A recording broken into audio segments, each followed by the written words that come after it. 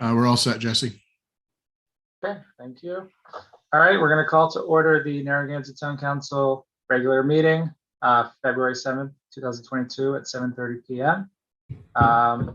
Before we stand for the Pledge of Allegiance, we're going to make a motion to seal our minutes from executive session. Do we have a motion? I wasn't there. I'll make the motion to seal the minutes of the executive session. Is there a Second. I'll second. Okay. Well, Susan, can Susan I was- vote? Is there until I was 11? there. I was there. I voted. Yeah. What was in there, right, James? Yep, she voted. I just Okay. wanted to be sure. Okay, so we have a motion to seal the minutes from our executive session. All in favor, starting with Susan. Susan Cicilline Bonanno, aye.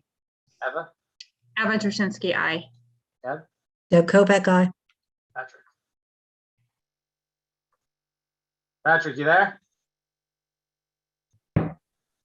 All right, he's absent for this vote. Jesse Pugh, aye. Motion approved 4-1 with Councilor Murray absent. All right, next we're going to ask you to please stand for the Pledge of Allegiance. Pledge allegiance to the flag, United States of America, America. to the Republic, For which for which it it stands, stands, One nation, under God, under God, under God, indivisible, with liberty, liberty and justice for all.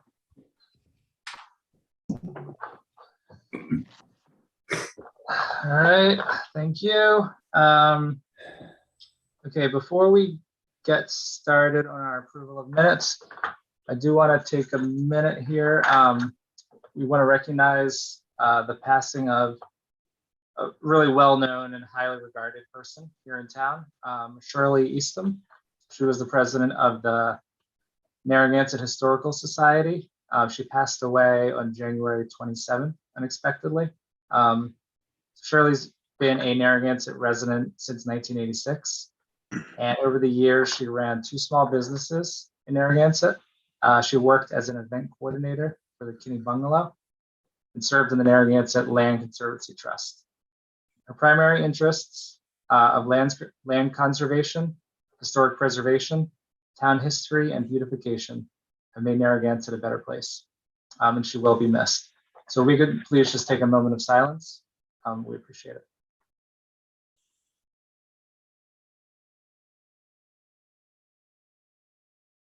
Okay, thank you. Next, we're going to move on to the approval of minutes. Do we have a motion to approve the December 20th, 2021 regular meeting minutes? I'll move the motion. Susan Cicilline Bonanno. All right, do we have a second?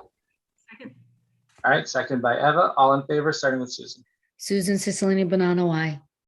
Eva, Eva Drushinsky, aye. Deb, Deb Kopeck, aye. Patrick. Patrick Murray, aye, and present. Jesse Pugh, aye. Motion approved 5-0.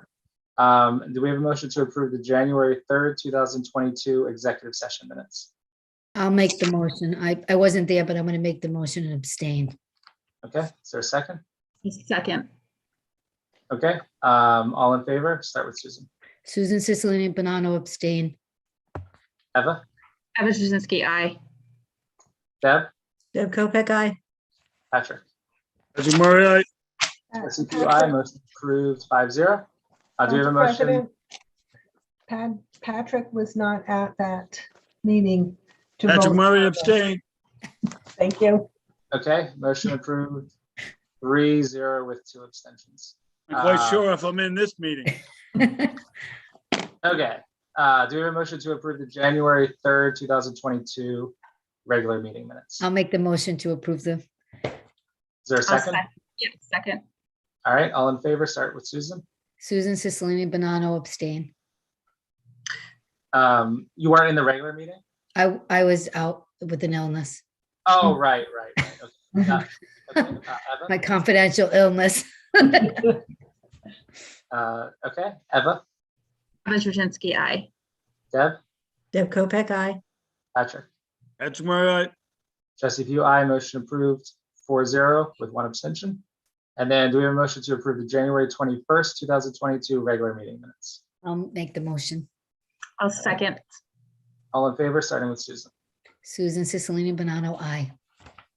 Eva, Eva Juzinski, aye. Deb, Deb Kopek, aye. and Patrick. Patrick Murray, aye. Jesse Pugh, aye. Motion approved 5-0. Okay. Quickly, we do have just a quick announcement that is not on the agenda because it kind of just came in late. Just want to mention that we will be having a celebration on Friday to congratulate our Director of the Department of Public Works, Mike DeChico, who's on tonight, to congratulate him on his retirement after 28 years with the town of Narragansett. Started in 1995. I can hear the clapping there in the background on Zoom. So we're gonna have a celebration over at the North Beach Clubhouse, Oh, good. Nacho Club, whatever you want to call it. And that's gonna be Friday from 4 to 7 p.m. Everyone's welcome to attend. There'll be appetizers and cake served, and there'll be a cash bar. And we'll all get to see Mike before he retires. I think his last day is Friday, before he heads off to his retirement life. So congratulations, Mike.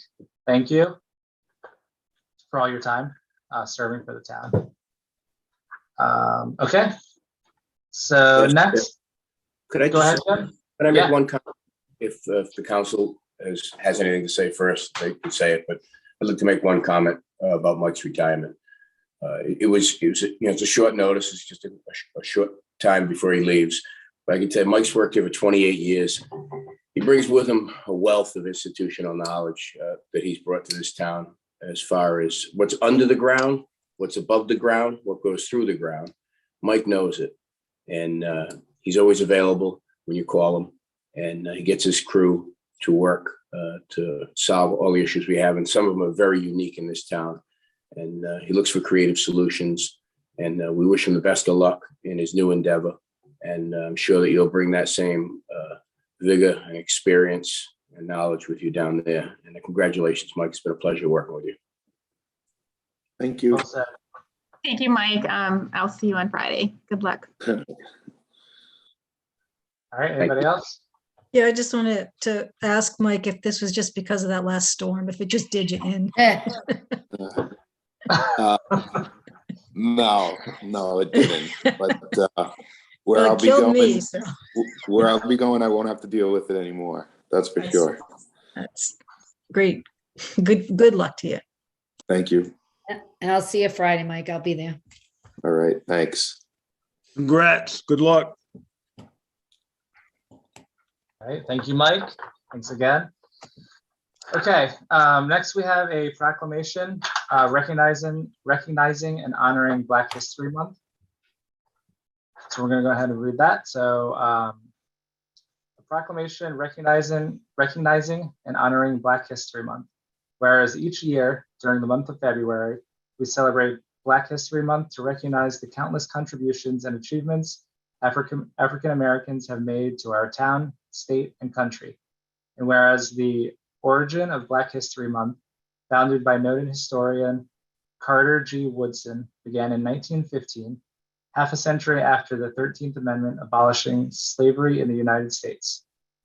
And whereas with the Civil Rights Movement, Black History Month evolved to an annual celebration of achievements by Black Americans and a time for recognizing the central role of African Americans in U.S. history.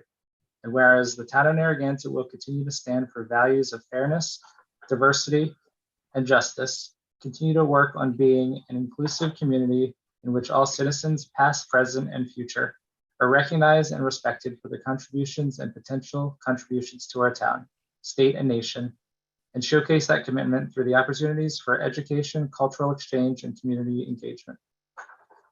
Now, therefore, the town of Narragansett do hereby proclaim the month of February as Black History Month and encourage all Narragansett residents to observe this month by learning something new about Black history, supporting Black business, and joining in celebrations and activities. In witness thereof, my hand and the official seal of the town of Narragansett, County of Washington, State of Rhode Island, this 7th day of February, 2022. All right. Okay, so we are going to move on to open forum public comment until 8 o'clock. If it goes that long, and then we'll do our public hearings at 8. If anyone from the public would like to speak on any items not on the agenda tonight, please raise your hand. Please keep your comments to 3 minutes. We're going to go ahead and we'll start with Alicia.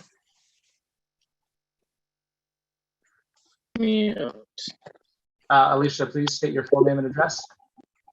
My name is Alicia Vignali Henry, 660 Point Judith Road. All right, go ahead, Alicia. All right, thank you. Hi, good evening, everyone. This is Alicia, and I am just calling in as the chairperson for the Narragansett IDEA committee. We just wanted to take a minute and say thank you to the town for issuing the proclamation for Black History Month.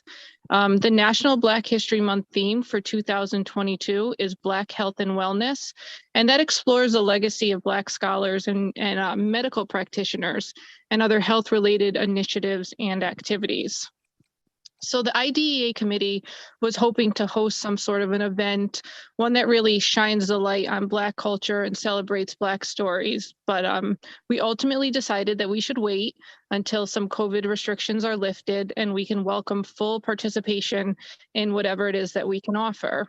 But there are, however, some fun and local ways for all of us to celebrate and learn something new about Black history. There will be a display at the library showcasing books that honor the contributions of Black Americans. There's also lots of young adult genre books about current Black history makers. And thanks to generous donations, there's brand new children's books that cover a wide range of diverse stories and adventures. Our friends over at the Multicultural Student Center at URI, as well as the Black Student Union, are hosting events all month long. Many of them are open to the public, and we have been told the more the merrier from them. So they would like people to attend those. And, you know, in closing, the members of the IDEA just feel that this proclamation shows that the town is committed to recognizing that the American story cannot be told without Black history, and that we as a community, we can embrace that history, understand what that history has to tell us, and ensure that that history, which is being made every single day, is an essential piece in shaping our town's future. So thank you again, and I hope you all have a great night. Thank you, Alicia. All right, next we're going to go to Stanley Wojciechowski. Stanley, please state your full name and address. Stanley Wojciechowski, 1044 Boston Neck Road, Narragansett. It looks like you're on TV. You guys are all spiffied up, looking good. Actually, it looks really good over here. That's a positive note. All right, we'll cut you off there. We'll take that. That's good enough for us. I wanted to say that I kind of read in the paper that the state is going to take over short-term rental issues. They're going to register. They're planning on having rental registrations and fees of $330. I don't know. I kind of read some of that. But in preparing for that, I wonder if the town's all ready to prepare to close down its costly rental registration effort, since the state is taking it on, the short-term rentals. I mean, why do we have to have two government agencies out there policing short-term rentals? And it looks like we could probably save, I don't know, $200,000 or $300,000 if we just let it go. The state's going to do it. We let I guess they're probably going to. I'll bet they'll copy our effort, which has been so successful. We've cut the noise down so great that I'm sure they're going to copy what we got. So therefore, we don't need to duplicate this rental. So we can get the list. We can get rid of our list of landlords and let the state do it. Are we prepared for that? Are we aware of that? Is this happening? Anybody got information that the state has the state come down and talk to everybody in the town asking for advice or notifying us that they are in fact going to take over our job or take over the town's job? Just curious. Thank you. All right, thank you, Stanley. All right, next we have Sue Amoroso. Hi, Sue. Sue. Yeah, sorry. Sorry, go ahead. Sorry about that. 111 West Bay Drive. I just wanted to remind people that the library is looking for continued donations. I've talked to some people and they're saying, oh, but the cost is up and why should we have to pay anymore? We should look at this as our community spirit library, and that the community needs to make donations. And I've heard criticisms that Friends of the Library, they should be doing this.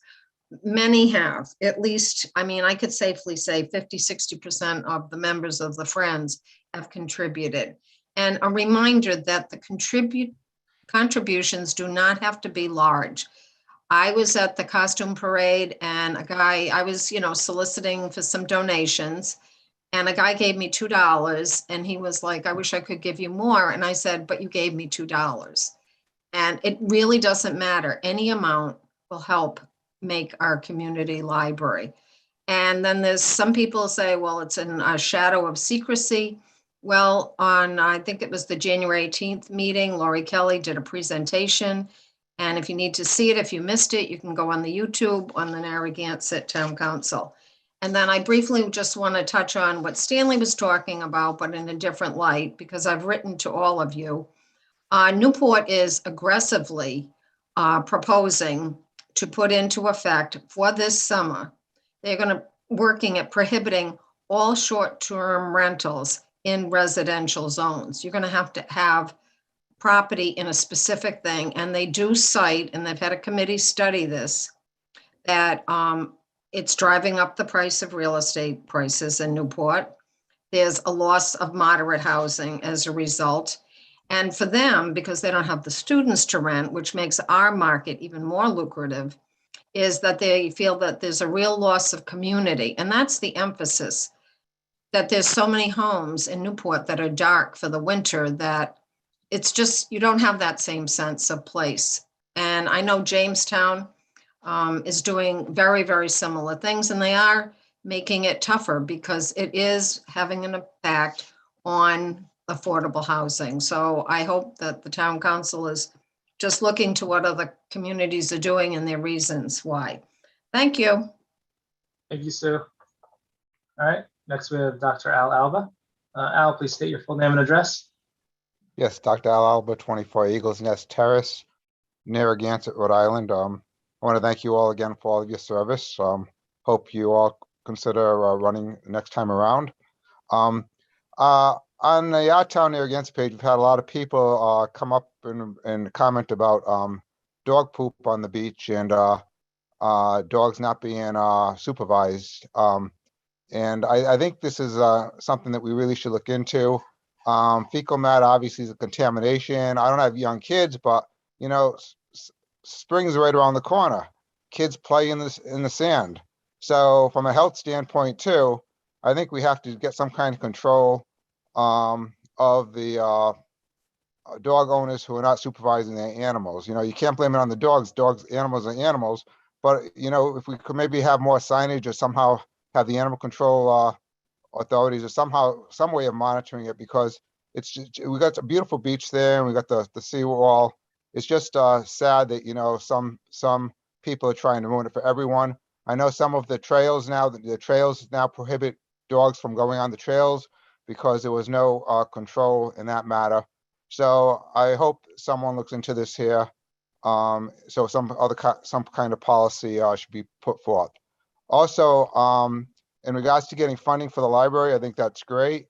I think maybe we consider selling the old library building or renting it out, whatever's most cost effective. Maybe you can do a study in which is whatever's going to be most profitable for the town of Narragansett. And also maybe they can also, when I went to Tiverton, I did the tour of Tiverton. I actually have that on YouTube, the Tiverton Library.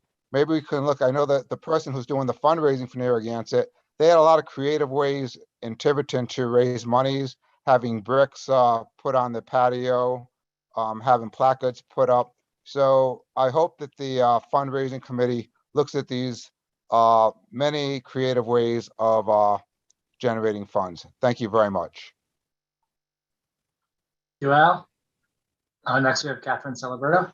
Catherine, please state your full name and address. Catherine Celebrato, 48 Earls Court. Two issues. About 3 months ago, it was put on the agenda, a ban on plastic straws, single-use plastic bags, and styrofoam containers. It was referred to the Conservation Commission and haven't heard anything about it since. This has been on the town council agenda in the past. It never goes anywhere, and I hate to see this happen again. So I'd like to see some follow-up on this. I can't imagine why it hasn't come back before the town council.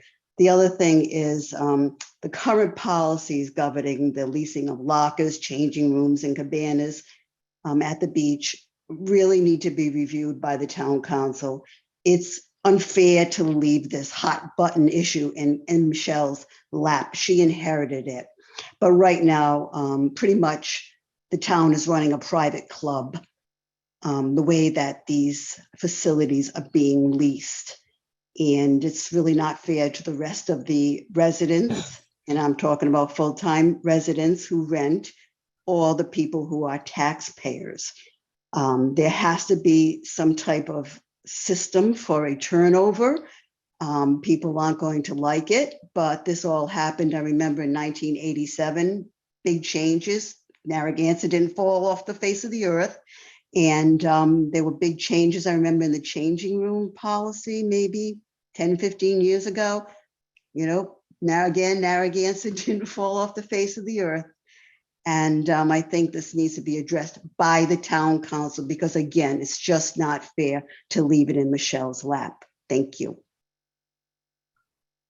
Thank you, Catherine. Next, we have Mary. Mary, please state your full name and address. Mary Nato, 10 2nd Street. I was just adding on to what Sue and Morasso said, and also Al. Just to let people know, I'm with the Friends of Narragansett Library, and there's a new fundraising brochure which has an architectural rendering on it, available at the library. And so there's any amount of money, obviously we'd be very grateful for any amounts. There's also some naming opportunities for the new library for stacks and other things like that, if people are interested. And in the future, we will plan on having somewhere we could have like little name plaques, maybe not the bricks because of the situation, but have some place where we can have like a memorial or in someone's name in the library. So that's all to come, and we're working on all that. We're working very hard to raise money. So just to let you know. And I actually do agree with Catherine on the lockers and all that. We need to do something to change that situation. Thank you.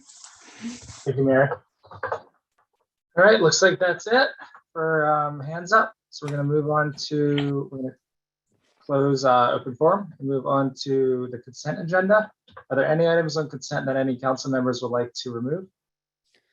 No, but I'd like to make a motion to pass the consent agenda. All right, do we have a second? Second. All right, all in favor? Start with Susan. Susan Cicilline Bonanno, aye. Eva? Kappa Shushensky, aye. Deb? Deb Kopic, aye. Patrick? Patrick Murray, aye. Jesse Q, aye. Motion approved 5-0. All right, we're going to move to new business. Number 3 under new business is from the town clerk. It's a motion to approve a peddler's license application for Lawrence Scowcroft, DBA Buttercup, the flower truck, subject to local and state regulations. Do we have a motion? I'll move the motion. All right, is there a second? All right, second by Eva. Any discussion? I just wanted to ask Janet a question on this. I love this. She's going to be selling flowers, but again, a peddler's license. So she can move around the town. How does that work again? I always forget. Yes. The peddler's license. So she, as long as she just doesn't stay in one spot for any length of time, she just is moving around. Correct. Correct. There are hours of operation. There are streets that they cannot stop on to sell, but they can stop for a period of time of up to like 4 hours. Okay. I think it's And great. she is on. I just can't move her over. Dan.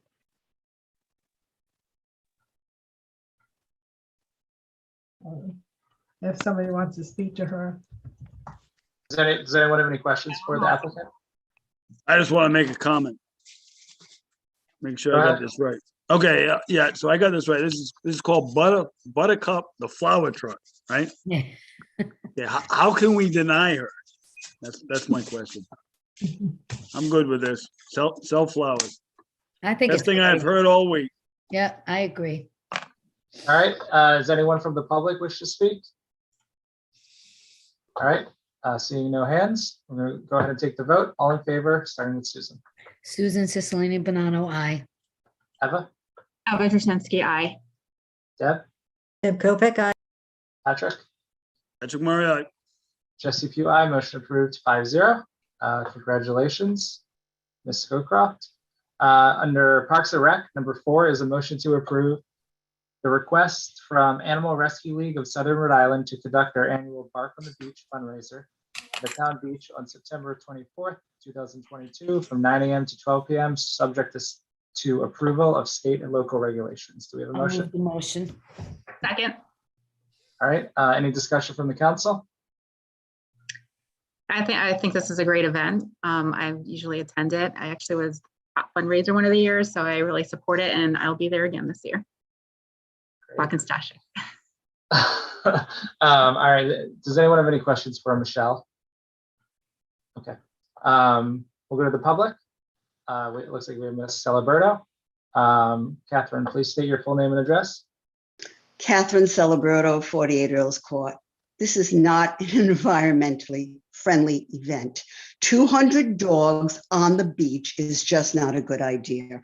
In the past, I've said, gee, South Kingston has their own beach, but that's not even a good idea on their beach. I'd like to see this moved someplace else. Can't they bark at the park, gazebo park across the street? At least there won't be all of this waste on the beach. And Al is right. My husband walks the beach and he says now, people don't pick up, but now they're picking up, putting it in the bag and leaving the bag on the beach, which is even worse. In any event, what I'd like to see is this. I'd like to see somebody contact Michelle, I guess it'll have to be, contact the health department and get their opinion about this. Is this a good idea? Is it not a good idea? If they think it won't harm the environment at all, and it's a good idea to have 200 dogs on the beach, then I won't mention it again. But I also will never sit in that sand, that's for darn sure, without 10 layers of a blanket under me. So I would really like to see them go this route this year. Contact the health department, get an opinion, and go from there. Thank you. Jesse, can I ask Michelle just a question about the fundraiser? Sure. Yep. We've had it for a number of years and there's a lot of success around it and people attend it and it's really seem to like it. Can you just tell us a little bit about how you keep it safe and healthy with that many dogs at the same time down at the town beach, and just give us a quick run through of protocols and practices that you would implement in such an event. It would be my pleasure. So I know the facility use form indicates that there could be 200 dogs, and that's a possibility, but it's probably going to be more of an influx of maybe 10 dogs here, 20 dogs there, and also we're using the South Pavilion itself, the pavilion for vendors to set up. The vendors aren't going to be on the beach. Now, of course, can I prohibit people from taking their dogs onto the beach after they visit some of the vendors? No, I cannot. But of course, there'll be plenty of dog bags on hand. All of the organizers know that everybody is supposed to pick up after their canines and dispose of the waste in the proper receptacles. So again, I don't anticipate 200 dogs all at one time. Again, it will be over a period of time if that many do show up. But again, it's always weather permitting. They are having it a little bit earlier this year because they have had poor weather during the October timeframes. So again, it's a great cause. They raise a lot of money for the shelter, the no-kill shelter. Again, they're very responsible individuals all around. And I'm truly confident that all of the dog owners are responsible and respectable as well. Thank you. And we have not had an issue over the several years that we've hosted the bark where we've had any major dog fights, problem with the beach being left filthy or anything like that. Have we? No, ma'am. Okay, thank you. Ms. Michelle. So it is 8 o'clock. We're gonna have to come back to this item after our public hearings. So sorry about that, Al, but if you still want to speak on this when we get back, just raise your hand. We'll do that. So we're gonna start our public hearings. Lisa, are you all set? Yes, I am. I'm all ready. Okay, great, thank you. All right, so our first is a motion to open and hold a public hearing on the application of Thai Best LLC, doing business as Thai Best for a new Class B victualler alcoholic beverage license at Assessor's Plat C, Lot 181-1A, 21 Pier Marketplace, Narragansett, Rhode Island. Do we have a motion? I'll make the motion. Second. Open the public hearing. All right, is there a second? from Second. Evan? Okay, great. All right, so the public hearing is, or sorry, all in favor? Susan Cicilline Bonanno, aye. Abba Jasinski, aye. Deb Kopeck, aye. Patrick Murray, aye.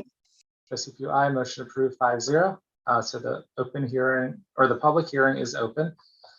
So this is so basically Thai Best had a active liquor license in that location in the Pier Marketplace, which my understanding is that it lapsed during COVID. And then because of some complications with operating during COVID, it was not renewed accidentally. Janet, is that correct? It was, they didn't come into compliance. So they now need to come into compliance before the licensing,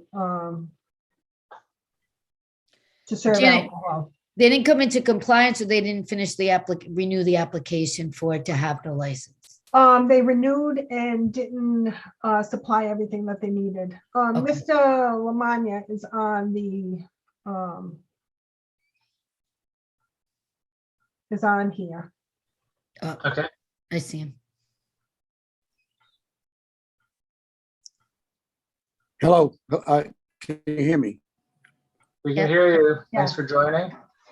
Okay. Thank you for having me. What happened actually was James, do we it need was to have a him new sworn in? restaurant.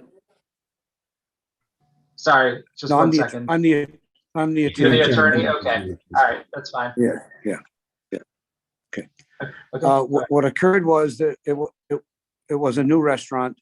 They did have the COVID issue. When it came time to renew, they were not in compliance with all the documentation that was required, and they could not come in compliance by the time the December 31st date came. So they passed on renewing. Now they have proper procedures in place. They are in full compliance with the records that are needed, and they have a system in place that should keep them in compliance. So they are asking that the license be reissued. And the principal is here with me, Mr. Von Pakti. Got a long, complicated name, but we call him Sam. And he's present with me. Okay. Yeah, why don't we hear from the owner? Hey, Sam, how you doing? How are you? Great, Good. how you doing? We're gonna have you sworn in by our town solicitor. Please raise your right hand. That's what I mean. No, right. He wants you to raise your hand to be Hi, sworn Sam, can you in. please raise your right hand? Do you swear to tell the truth, His the whole hand. truth, nothing but the truth? So Thank you. Please state your I do. name and address. your name and address. Viengkham Vong Phakdi, 21 Pier Marketplace, Narragansett, Rhode Island. Okay, great. All right, so he's sworn in. So Sam, how long have you been in business in the current location? July 2019. July 2019. Okay. Yeah, so you opened up basically less than a year before COVID, right? Yep. Yeah. So I can see that would be well, first of all, congratulations for still being open under these conditions, I'll say. So that's a feat. Yep. And it's good to have different food service businesses in the location in general. year round in Narragansett. That's one thing I think that's definitely beneficial. But I'm gonna see if anyone from the council has any questions for you. So anyone have any questions for Sam? No, I just was curious about the compliance piece. So you were, it was COVID, but you weren't able to get your paperwork in, or you didn't have practices in place. What didn't you do that you needed to do for the town of Narragansett with the restaurant? The COVID. Uh, The paper. Say, Go ahead. Come back again with the COVID. so you weren't able to like get the paperwork to the town hall? Is that what the issue was? I'm just trying to figure out what, you know, what was the challenge for you as a business owner? People in, they come, they order online, pick it up. She wants to know why you didn't comply with the paperwork, why you couldn't get the paperwork in on time. Oh, because the COVID, I don't have, I don't know what you call it.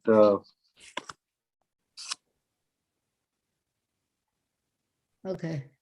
If I could, I was just trying to understand it a little bit. I mean, I think it's important and I'm happy to support it tonight. I just, you know, we've been in COVID for a while and I know there's some restrictions. I was just curious if you couldn't get there or there was something you couldn't do. I just was curious about the issues you were having with the business, but it's okay. I'm good. Was it, sorry, just one question. Did it have anything to do with were you not looking to serve alcohol for that period of time? Was that the reason why you didn't renew it? No, Okay. not yet. I could offer an explanation. I don't want to testify, but I think I'm familiar with the situation. So to just edify the council. Yep. He was closed down for several months during the COVID and then reopened only for online and takeout purposes. And during those months, there was confusion about his monthly reports to the state. Because he was not open, because it was open part-time, there was confusion on his part about those compliance documents with the state. So he didn't file properly, didn't know he had to file properly, and didn't realize it until it came time to renew.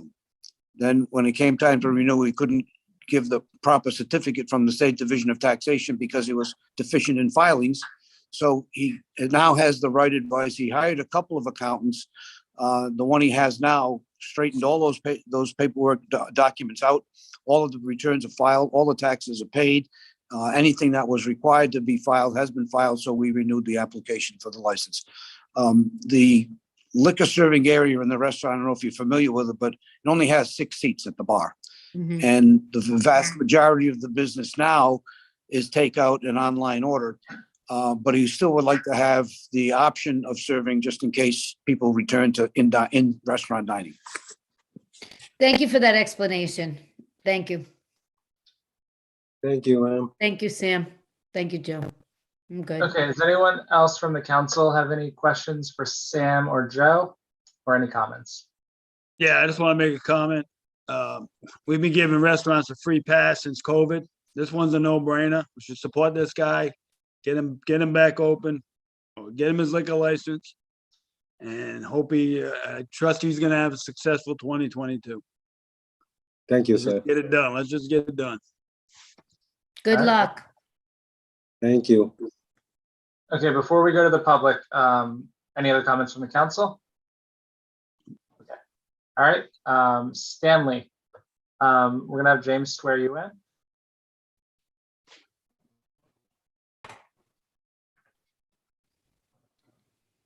You there, Stanley? Yes. All right. Please raise your right hand. Do you swear to tell the truth, the whole truth, and nothing but the truth? Yes, I do. Please state your name and address, please. Thank you. Stanley Wojciechowski, 1044 Bosnick Road, Narragansett. Yes, I want to, I want you to allow this man to do the alcohol. You know, we all know that restaurants have a lot of difficulty surviving. We want to help businesses.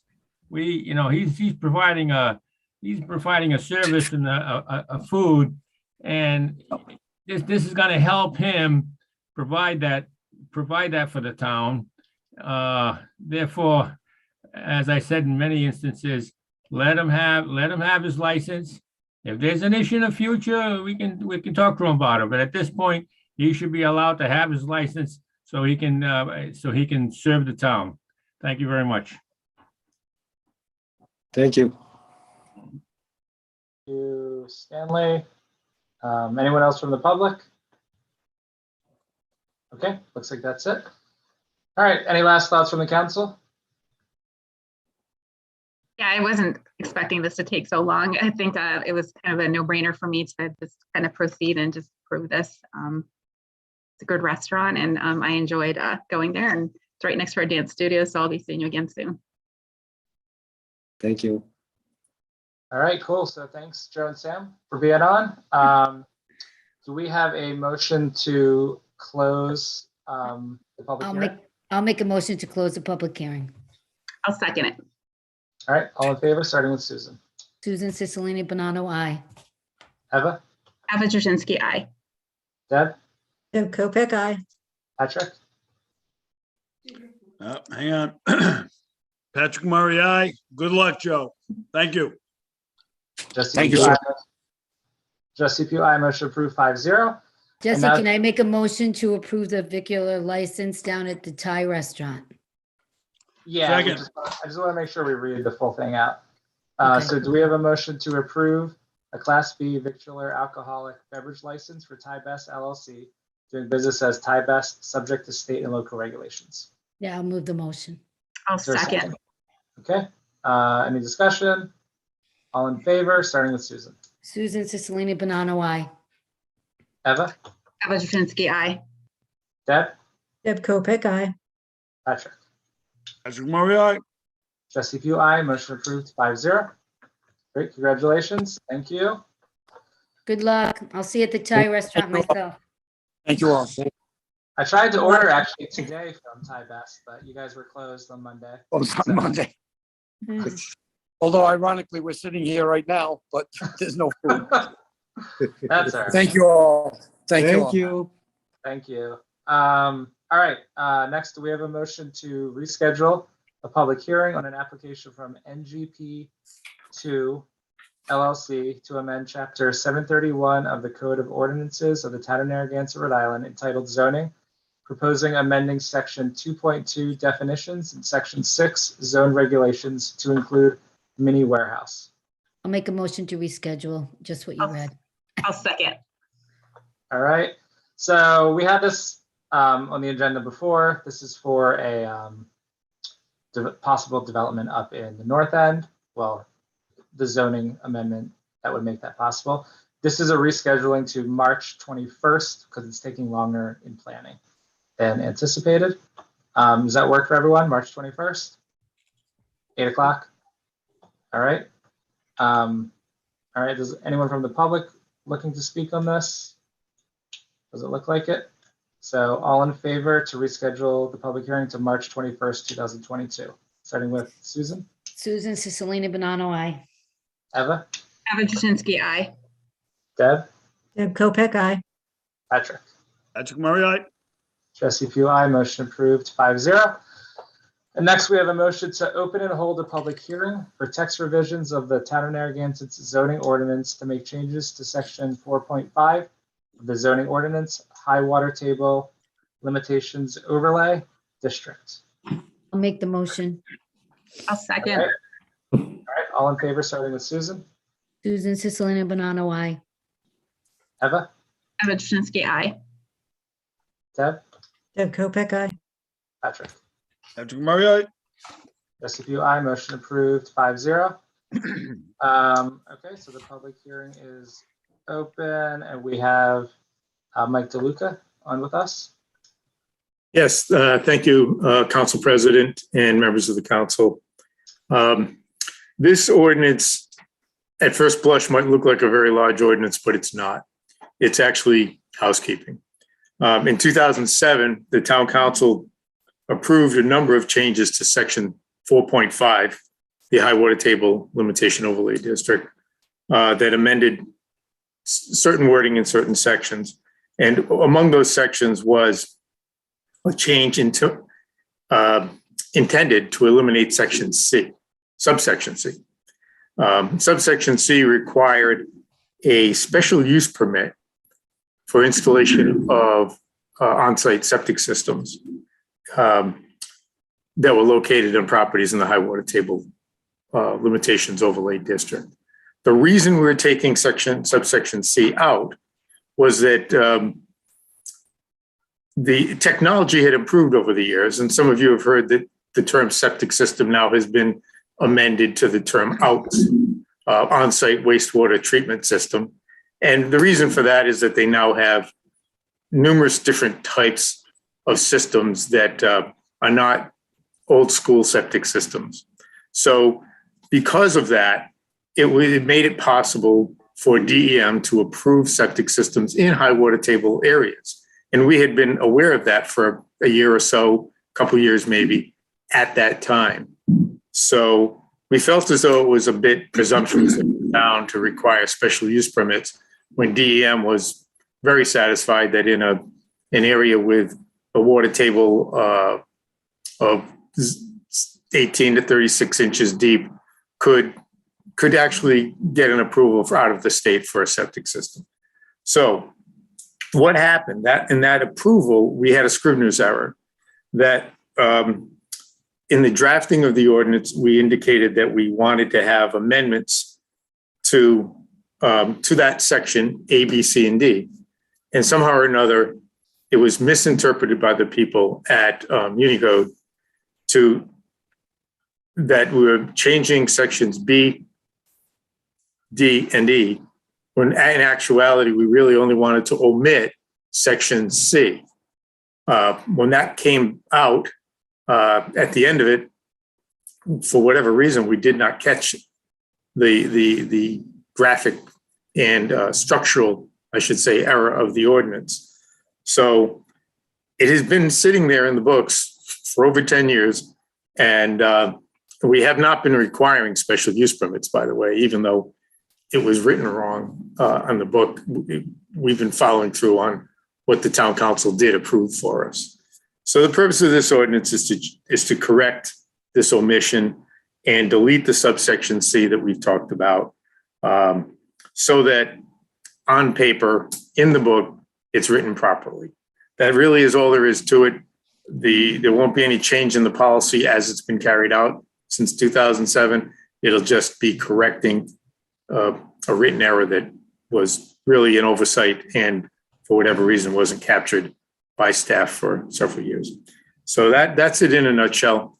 You'll see that we have the entire ordinance listed in the entire chapter listed in the ordinance. What we're doing to make it clean and simple is we're eliminating the entire text of the section, the entire section of 4.5. We're putting it all right back in without the text of subsection C, with no changes other than omitting subsection C. That's it in a nutshell. Thanks, Great. Mike. Thank you, Mike, for explaining that. Any questions for Mike? That was a Yeah, I pretty just big want to say that this one here has been keeping me up at night. So thank you, Mr. DeLuca. I'm glad you'll speak better. Man. All right, very good. Any other questions or comments? Seems pretty straightforward. Anyone from the public interested in speaking? All right, no hands. Okay, great. So easy. Thanks again, Mike. Do we have a motion to receive and place on file the planning board's recommendations? I'll make a motion to receive and place on file the recommendation from the planning board. Okay, is there a second? Second. All right, any discussion? Okay, no hands up from the public. All in favor? Susan Sorry, Susan Susan. Bonanno, aye. Eva? Eva Jasinski, aye. Deb? Deb Kopic, aye. Patrick? Patrick Murray, aye. Jesse Pugh, aye. Motion approved 5-0. And do we have a motion to close the public hearing? Make the motion to close the public hearing. Second, All in favor, starting with Susan, Susan Cicilline Bernardo, aye. Eva, Eva Zinsky, aye. Deb, Deb Kopek, aye. Patrick. Patrick Murray, aye. Jesse Pugh, aye. Motion approved 5-0. Do we have a motion to introduce, read, pass, and accept as a first reading an ordinance and amendment of Chapter 731 of the Code of Ordinances of the Town of Narragansett, Rhode Island, entitled Zoning, specifically the text amendments to Section 4.5, High Water Table Limitations Overlay District? I'll move the motion. Second, All right, any discussion? Okay, no hands up from the public. All in favor, starting with Susan. Susan Cicilline Bernardo, aye. Eva, Eva Jasinski, aye. Deb, Deb Kopek, aye. Patrick, Patrick Murray, aye. Jesse Pugh, aye. Motion approved 5-0. So that concludes all of our public hearings. Thanks again, Mike. And thank you, Lisa. We appreciate it. So we're going to go back to item number 4, which is the motion to approve the Bark on the Beach fundraiser. I'm going to wait a second to see if Dr. Alba still wishes to speak. Yep, I see his hand. All right, Al, please state your full name and address. Dr. Al Alba, 24 Eagles Nest Terrace. Yeah, I actually would like this to, I would like to approve this. But I would also like to reach out to the dog owners and ask for their advice. I know they're gonna love the walks on the beach, but let's ask them. They have animals, they have the dogs. What can the town do? Or even if they can, maybe if we could get some signage. I know they're gonna be getting monies available, and I know it might be allocated for a certain amount, but maybe we can get some, have them think of some creative ways, having some baggage, I guess what they call them, or dog poop bags, whatever. I don't know what you want to call them, but have those being posted at the entranceways. I know we had some riffraff at the beginning of in spring, so I don't know if we thought about having maybe cameras in the parking lots just to oversee. They can actually have a dual purpose. Make sure that people are going to have their dogs leased when they go on, and that way it'll be monitored as well. And that way, if there is any riffraff, we could have a record of what's going on in the parking lots. So I don't know if we've considered maybe having some kind of monitoring. I know when you go to supermarkets and whatnot, they got cameras in their parking lots. When you go to the malls in their parking lots. So it's just a consideration. But if we can be proactive, because it's a beautiful thing, you know, it's great to have an animal, dogs, and allow them to walk on the beach. But obviously, if there's not going to be any checks and balances, then it could obviously be, you know, it could end it. You know, if it really gets so bad with the contamination. Also, that's all I'd like to say. Thank you so much. Thank you, Al. Okay, looks like that's it from the public. Any last thoughts from the council? All right. I'm not gonna go into the riffraff. I was gonna ask him to define that, but I'll just vote. All right. We will, all right, so all in favor, starting with Susan. Susan Cicilline Bonanno, aye.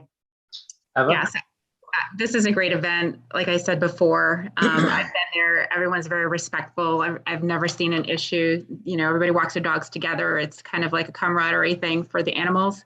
And so I definitely am always surprised that there's a lot of pushback on this event, but so I vote aye. All right, Deb? Deb Kopek, aye. Patrick? I'm pro dog, God spelled backwards. You still got to vote yes or no? I support it, yes. Beautiful. Dog spelled backwards. Jesse, aye, motion approved 5-0. Susan, do you have a dog? I do.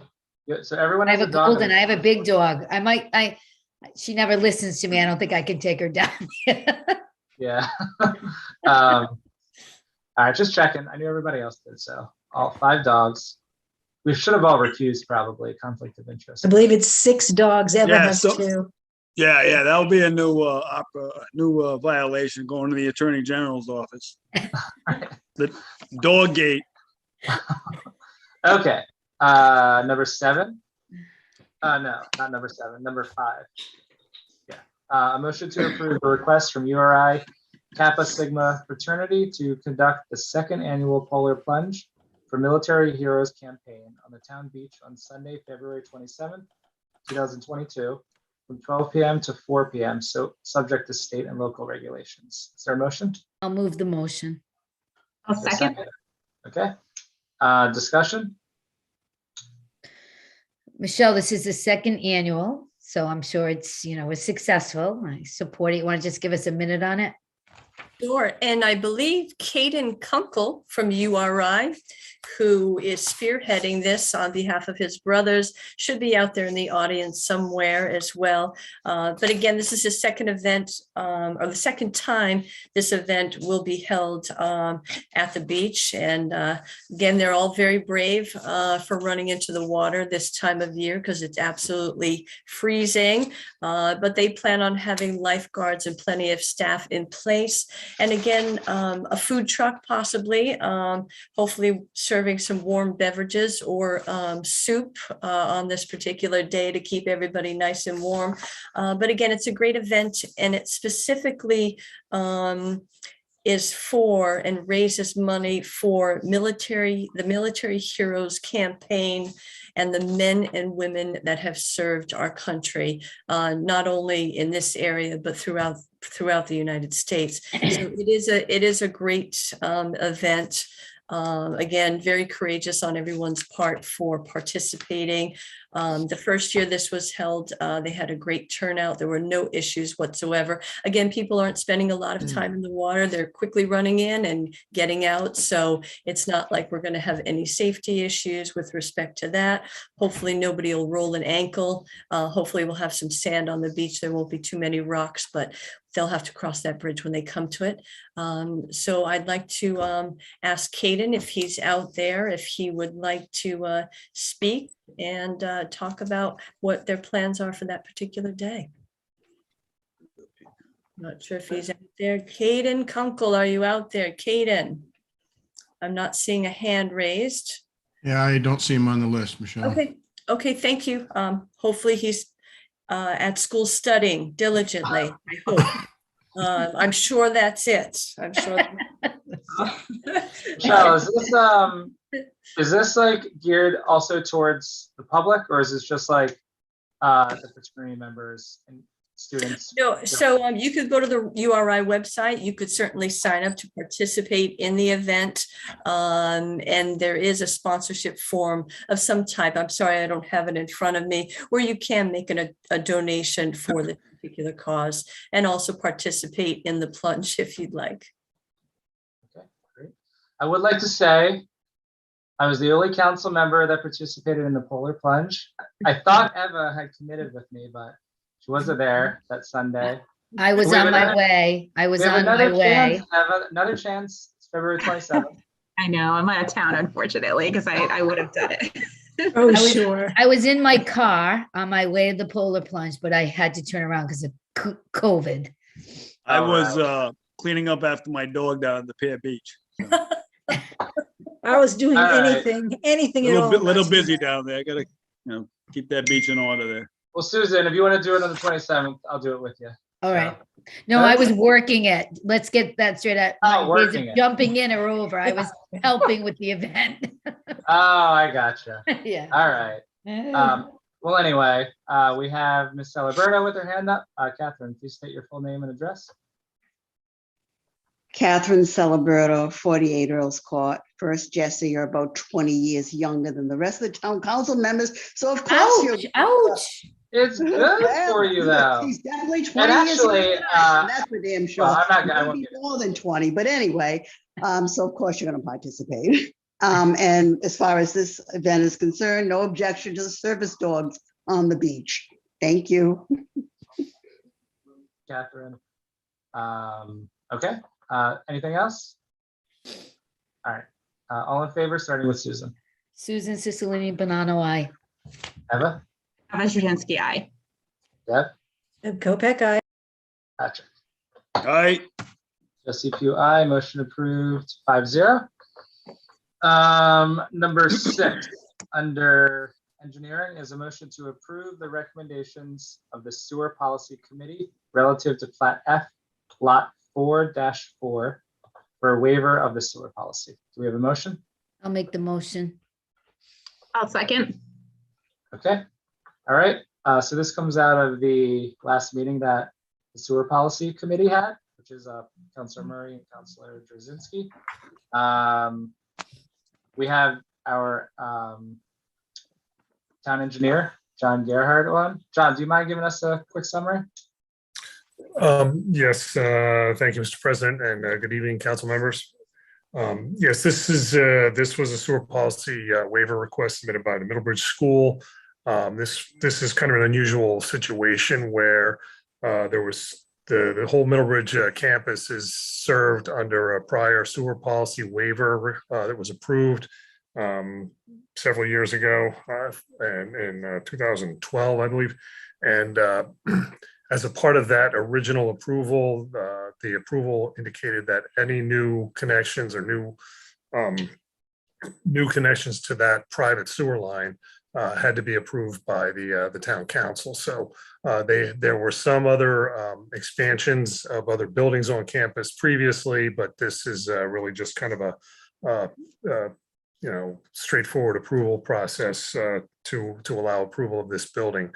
There's no expansion of the campus. Essentially, these other original approvals and the other additional connections were new buildings that are being used to support existing facilities. One of the new buildings they built on the lot originally was a new gymnasium, so there's no new campus, no new dormitories or anything like that. It's just more buildings to be able to accommodate more activities that they are working at the campus. So, and this one here, they've allowed some connections on some new lots. They have acquired some property, but just to be in compliance with the sewer policy, we wanted to present it to the council to approve this new building, which is I believe, a performing arts center with an auditorium and a couple of classrooms. All right, thank you, John. Any questions for John? Okay, and then I also wanted to go to Eva and Patrick. Any additional comments or thoughts on this? Okay. no, I was good with this. All right, this was obviously a 2-0 vote, right? If it passed. So, Correct. okay. All right, anyone from the public interested in speaking on this one? All right. Okay, we'll go ahead and call the vote. All in favor, starting with Susan. Susan Cicilline Bonanno, aye. Eva? Wojciechowski, aye. Deb? Kopeck, aye. And Patrick. Murray, aye. Jesse Pugh, aye. Motion approved 5-0. All right. Number 7 is a motion to provide a decision on the waiver request submitted to the Sewer Policy Committee relative to Clark LLC, Plat 5, Lot 27, Clark Road. Is there a motion? Motion. Is there a second? Second. Okay. All right. So this one seems like it's a bit more complicated than the last one. John, do you want to speak on this first? Yes, I can speak on this, Mr. President. You are correct. This one is a bit more complicated. This comes to the council without a consensus vote by the committee. The waiver request was heard. There was some members of the public that attended the meeting, as well as representatives of the applicant who all spoke on. The representative of the applicant spoke on behalf of the project, and some members of the public spoke in opposition, and the committee determined that the vote was split to approve, or one vote was taken to approve. Well, it was a 1-1 vote, so it didn't pass, and it's being presented for action by the council tonight. And this is the project that was, it's known as the Clark Road Subdivision. The applicant is Clark LLC. It's a subdivision of a 20-acre lot into 5 lots on Clark Road, where they've received zoning and planning approvals previously, and this was submitted because the sewer policy, they have access to the sewers, but they're only approved for one lot as that existed at the time the sewer policy was originally approved in 1985. So the waiver request is for the additional 4 lots that are being, the 4 units that'll be on the other, when it's carved into 5 lots, it'll be 4 additional units. And kind of a technicality on the sewer extension limit of 500 feet, where they could possibly build the sewer extension to less than that, but to bring it up close to, to the end of the cul-de-sac, it's 500 feet. And that's a generally a limitation to keep the and more critically in the north end, to keep the sewer from expanding from into territory where we didn't plan it. But those are the 2 waiver requests that are in place. They don't have, they have 1 sewer unit approved that they can connect with. They want to have 4, and then there's the extension into the subdivision, which, technically there wouldn't be an extension if they just had 1 lot there, but they propose a subdivision. Oh, sorry, I was muted. Thanks, John. Susan, it sounds like you have some No, questions. so there, so 3, 3, they're asking for 3 more because 1 would be approved, correct? It's 4 more. So it's one existing lot. There's one unit goes with the lot that existed, and they have it's a 5 lot subdivision. So Right, and the individual houses on those lots. Yeah. Is that what they're looking at? Exactly. All right, I'll listen to it. Can I ask a couple of questions? So John, well, I understand that there's some alternative methodologies, and I'm sure other people will talk about this later. And rather than just having the houses hook up to the sewer, one of which is the on-site, wastewater system. And I was just curious, is there any downside to doing that instead of hooking into the sewer based on the location? Generally, DEM will not allow for a OWTS units, on-site wastewater systems, if there are sewers available or reasonably available. So they could apply for that. They could design alternative treatment systems to work on these lots, but generally the preferred method is to provide for municipal treatment when it's available. And the municipal treatment is technically not available because the expansion is greater than 500 feet, right? No, that's, like I said, that's kind of a technical. They need a sewer extension to serve the new lots. What they would, so the whole lot has frontage on an existing sewer line. So they are allowed access. They have access to the sewer. The only extension that's being proposed is it's a cul-de-sac subdivision, is to run a new pressure sewer down to pick up the laterals from all the individual houses. So the technicality on the limitation on the 500 feet is as I said, is in the sewer policy, just to limit the extent of advancements. But I think I took a look at the plans, and they could probably make this subdivision work with a 500-foot extension and just a shorter or a longer lateral. But that's not necessarily a critical factor here. The extension is only required to get to the new lots in the subdivision. So that's why. So it's kind of a combined waiver, if that makes sense. They don't need an extension to serve the lot. If they built one house at the back, at the farthest lot in the back, they would just have to provide their own lateral all the way out to the front of the property, which would be 700 feet long or something like that, based on where that house is. It would be totally allowable by the current sewer policy without any waivers. So what are we waiving then? 33 feet. No, well, the waiver is that the sewer policy, the waivers are so that this application can be approved. My office, the town staff does not have the authority to waive the sewer policy. That's why it's in place. If everything complied within the sewer policy, we can make an approval of this lot. Like I said, if they came in with a 1 unit at that back lot, we could approve it and put it through. So the waiver is to approve the 4 additional lots that didn't exist at the time of the sewer policy was approved, because that's a condition of the sewer policy.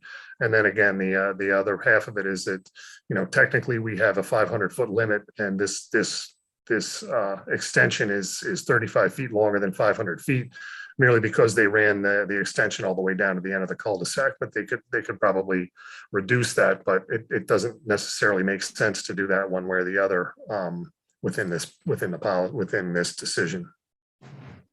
So I just want to add a little bit to this, because it's taken me like a year to actually figure this out in my head.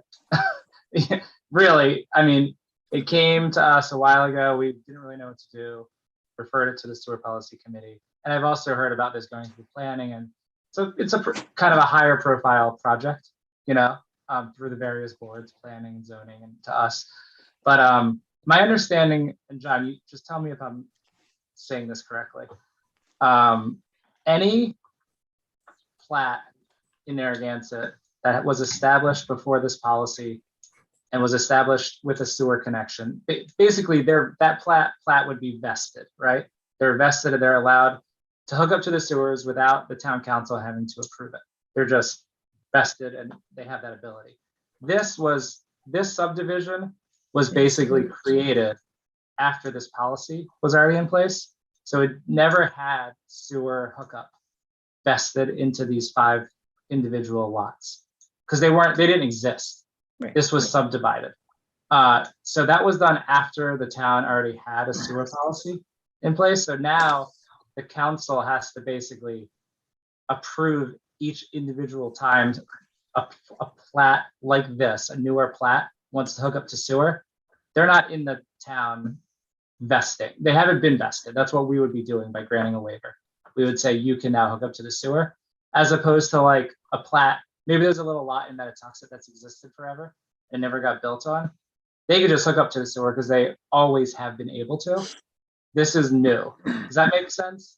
Yeah. It makes sense. I guess my question about that would be, how often have we had to grant waivers because of new places being developed since the policy was put in place? Do we have any idea? Does this happen? Like, is this a routine thing, or does? Well, or is it's this one here. The reason sewers exist here is because Briggs Farm was sewered. So that was an entire development property where it was sewered, and then the extension to get to Briggs Farm runs down Clark Road. So that's one example of a large. Anything that fronts on Clark Road is. So that's prior to the construction of that, this lot did not have access to the sewers, but now that there's a sewer there, they are vested as the council president put in, with 1 sewer connection there.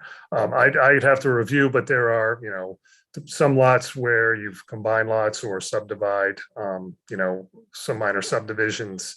Off the top of my head, I can't tell you specifically, but I believe the other waivers have been granted to increase the number of lots within a property. And the reason why the other 4 houses or lots are not included is because they don't have frontage on Clark Road, right? No, the reason they're included is because they don't exist in terms of the sewer. Right.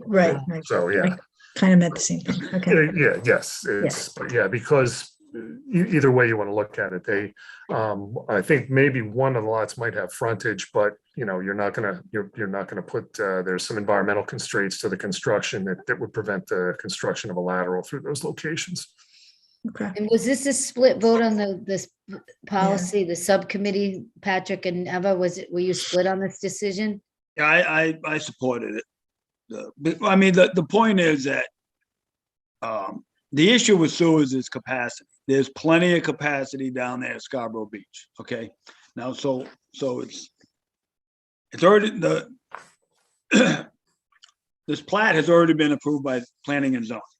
Right now, either we're gonna deny them sewers, and then they have to go through the process of getting,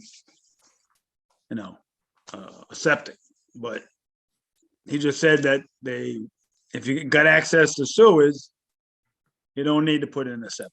So for environmentally purposes, I agree with you with the sewers. I mean, we went through the same thing in I Bond, know. remember? And we extended, it used to be 350, we extended it to 500 to give people sewer access.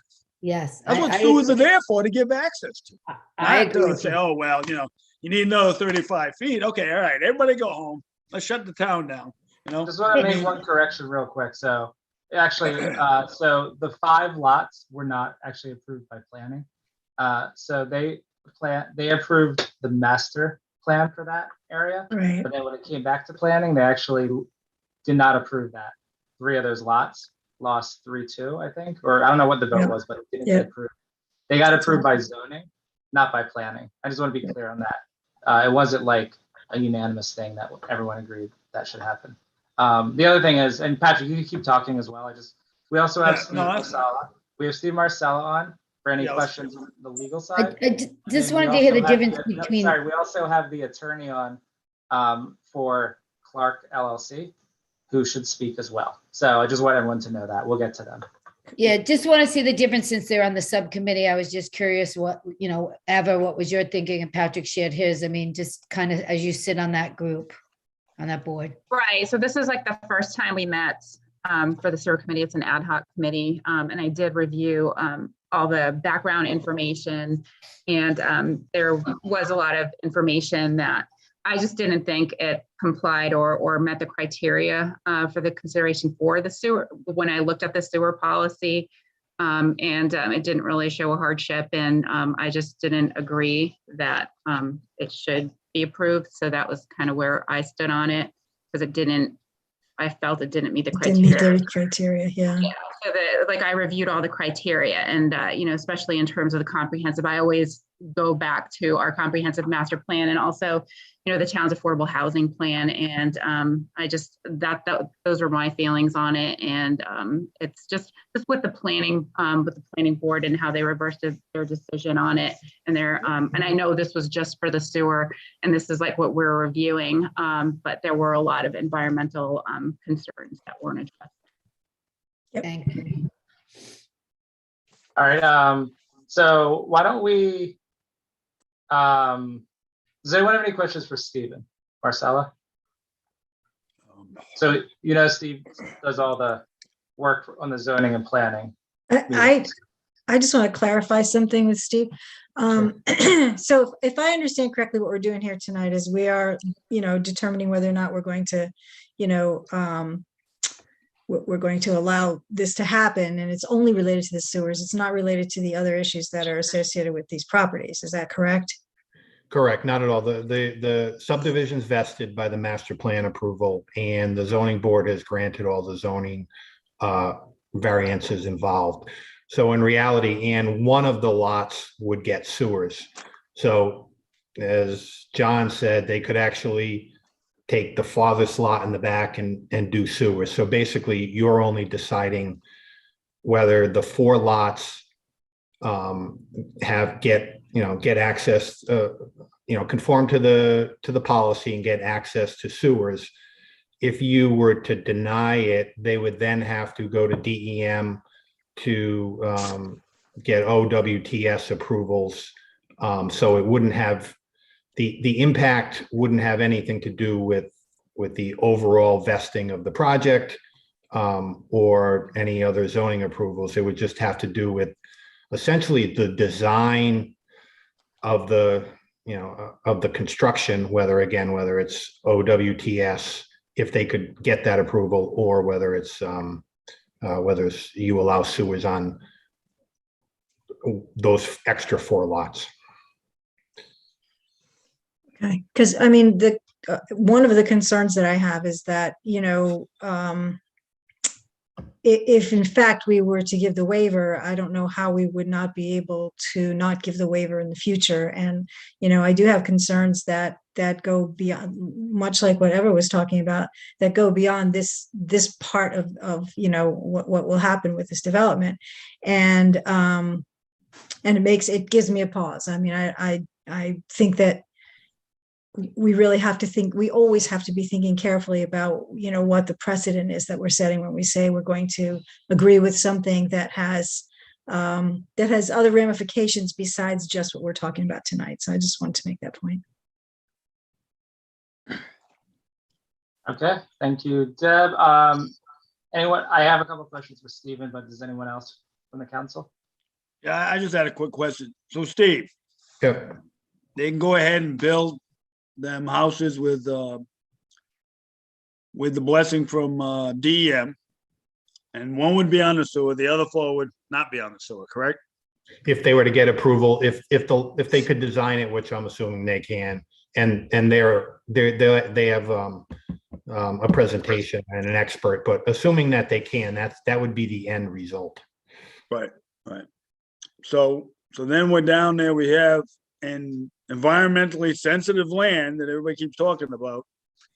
Now we're putting this town council is approving a septic system, and instead of taking the sewage off-site and properly treating it in our town facility. So, I mean, to me, if they're gonna have buildings down there, we have plenty of capacity. I think we have a capacity of 600 homes in that Scarborough plant. So to me, let's take it off site and protect that environment. That's why we went from 350 to 500. So that's my thinking. So are all those 6 houses in environmentally sensitive areas, 600 potential houses? You don't have the land in the southern part of the town for 600 homes. Well, I'm sorry, then I misunderstood what you were saying. The capacity of the sewer can handle The capacity of the sewer. I thought you another meant, okay. 600 Right. homes. Right. So it isn't a capacity issue. Right. I definitely understand that.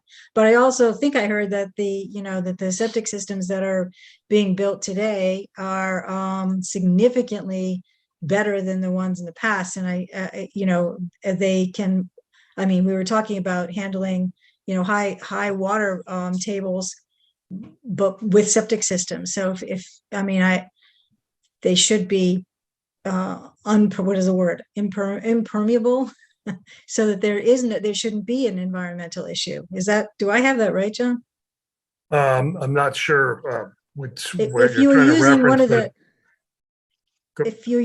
the new, if you were building based on, the new capacity of septic systems or, single household systems, these are very different from the old cesspools that I remember from my youth, right? Oh yeah, it's highly different from a cesspool which is basically a 55-gallon drum in the ground. But right. But again, DEM is generally not in the practice of approving OWTS systems where sewers are reasonably accessible.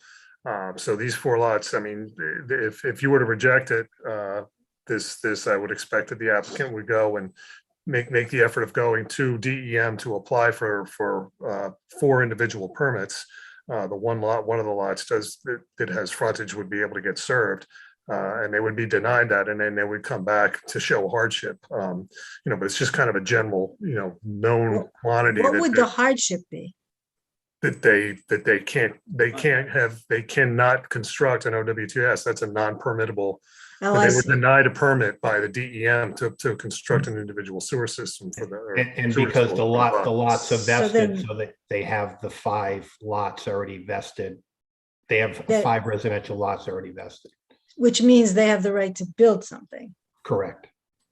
But they couldn't build something if they couldn't get sewers or a septic system, right? Correct. So they would just have a lot. Correct. And which, again, the applicant will come on and certainly give their presentation. Okay. But that would be the net effect. Okay. Thank you. Right, but so that DEM statement about, if they have reasonable access to sewers, it does say in that statement that the town has the ability to make that final decision. And you can't use that as a hardship to override the town.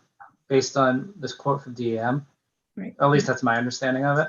I do. The other thing I want to say, and I've kind of gone back and forth on this one, but Patrick talked about the environmental benefit of having sewers and getting that waste off-site. I should add, though, that really one of the intentions of the sewer policy, the way it's constructed, is to deter development in Right. sensitive areas. Right. And we do that by making lots unbuildable because you don't have sewer. And then by saying, well, we're just going to allow sewer, you're kind of undercutting the policy itself. Yeah. That's just a thought. But I have a question for Steve about the affordable housing aspect of it. So I was looking at, and I know we're just kind of throwing things at you. So if you don't know 100%, that's fine. But based on our sewer policy that was updated like in 2018, there's a couple references to affordable housing, and there's like, it kind of gets into it more in number 7F. So 7F talks about if you're looking for a waiver, you basically have better luck if you adhere to the town's affordable housing intentions or affordable housing plan. And then it has like these subsections that I kind of, they've lost me, but it says like, if the project confirms to the minimum percentage set by the affordable housing plan, then I peaking factor as defined in subparagraph D will be 4 times the actual flow. And then it says if the percentage falls between 0 and 50% or above 50%, you can have different flow. I don't know those technical details, but my understanding is that this subdivision doesn't have any affordable housing, and it actually doesn't even have like mid-level housing. They're like multi-million-dollar houses. So didn't it just not adhere to the affordable housing plan at all? Because it didn't consider adding even a single affordable unit or cluster housing that's kind of lower. Okay, yeah, maybe Mike's better for that. I'm just wondering how the affordable housing plan works in here. Yes, thank you, Mr. President. I just want to answer that question. The fact that the subdivision is limited to 5 lots exempts it from the affordable housing law. The inclusionary component of our zoning ordinance states that if you are building 6 or more units, you have to provide affordable housing on a factor of 20%. So when you come in with an application like this for 5, that doesn't trigger the affordable housing regulation.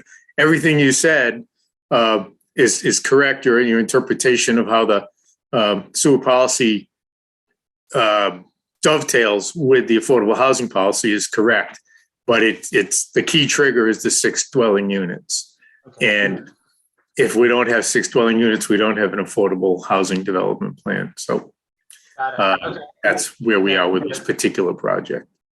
Okay, got it. All right, so that's kind of off the table. So that doesn't really matter then.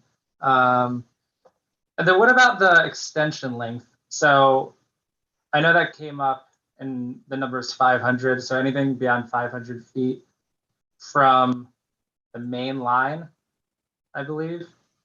This might be for John. So would this development needs an extension or just for 1 unit? This, like I said before, earlier, they could design this sewer to feed all the lots within 500 feet, I believe, looking at the plan.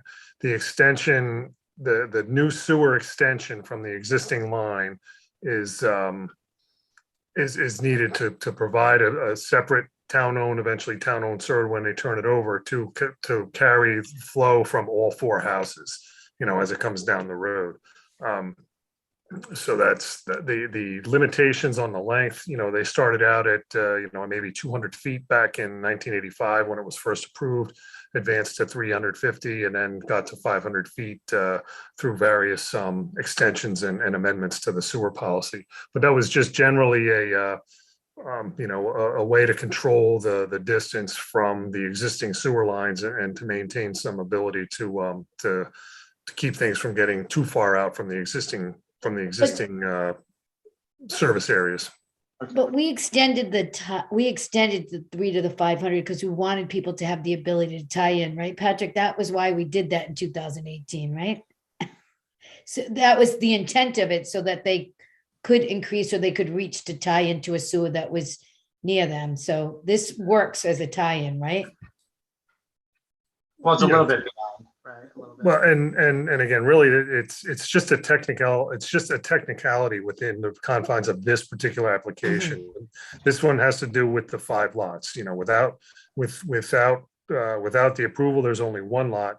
With you know, by making 5 lots, they need another sewer to extend back into it, whether it's 200 feet, 300 feet, 500 feet, whatever it is, that's the extension here to service the other lots. So it's really, it's not the issue at it's of controversy for most of the discussion tonight.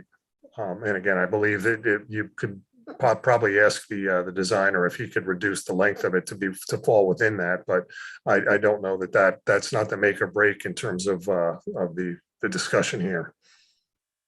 Would it be the make or break if it was 575 feet? If it would depend on the particular application. It really is a function of the layout of the subdivision and where they have where they have the ability and the upland areas to route it and put the homes. Okay. Any other thoughts before we go to the public? I know we have Michael Resnick, who I believe is the attorney for Clark LLC. But does anyone else want to speak before we go? Okay.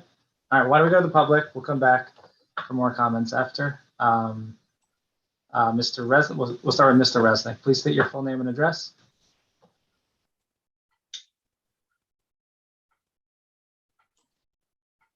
Good evening, Mr. Chairman. Michael Resnick on behalf of the applicant. I'm also joined here this evening by the project engineer, Ben Cato. All right. Thank you. Good evening. May I proceed? You may. Yep. And as your engineer had noted, we did appear before the sewer committee. We provided argument and testimony there. Council members do have a legal memorandum that was submitted to the subcommittee as well as this council for this evening. And I'll turn to Mr. Cato shortly to provide some testimony, but specifically, this application for waivers is not based upon a hardship. It's based on public interest. And what we're here about this evening really goes no further than these specific requests. As it relates to the comprehensive plan, the planning board, who has jurisdiction over such matters, determined that this was an appropriate project and provided master plan approval, which is vested with respect to these 5 lots. Specifically, the waivers we're seeking are section 3E and 3F. As well as 3C. 3E and 3F refer to the pre-platting requirement, and 3C is the extension request of some 30 feet, approximately 31 to 35 feet. You'll note in the memorandum that we cite 2 RIDEM regulations, and that's Rule 6.15E, and I quote, connection to a public wastewater system. An OWTS application shall not be approved if such OWTS is proposed to serve a premises for which a public wastewater is reasonably accessible as determined by the director. That section also goes on to state the director shall require the owner or occupant to connect the structures to a public wastewater system if reasonably accessible. And I know that the language that's utilized by state law DM regulations is mandatory in nature. So the reason why you see that this council has the authority to grant waivers of the sewer policy is for a situation such as this.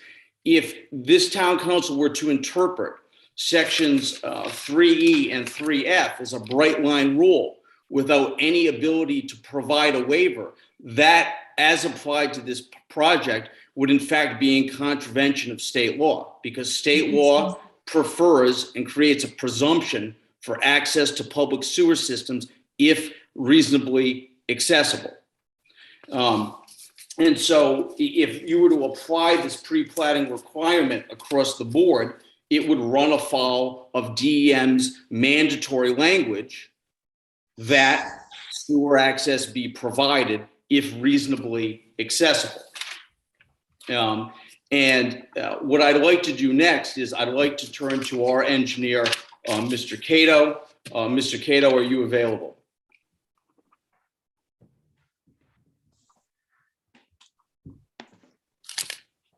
If we could, yes.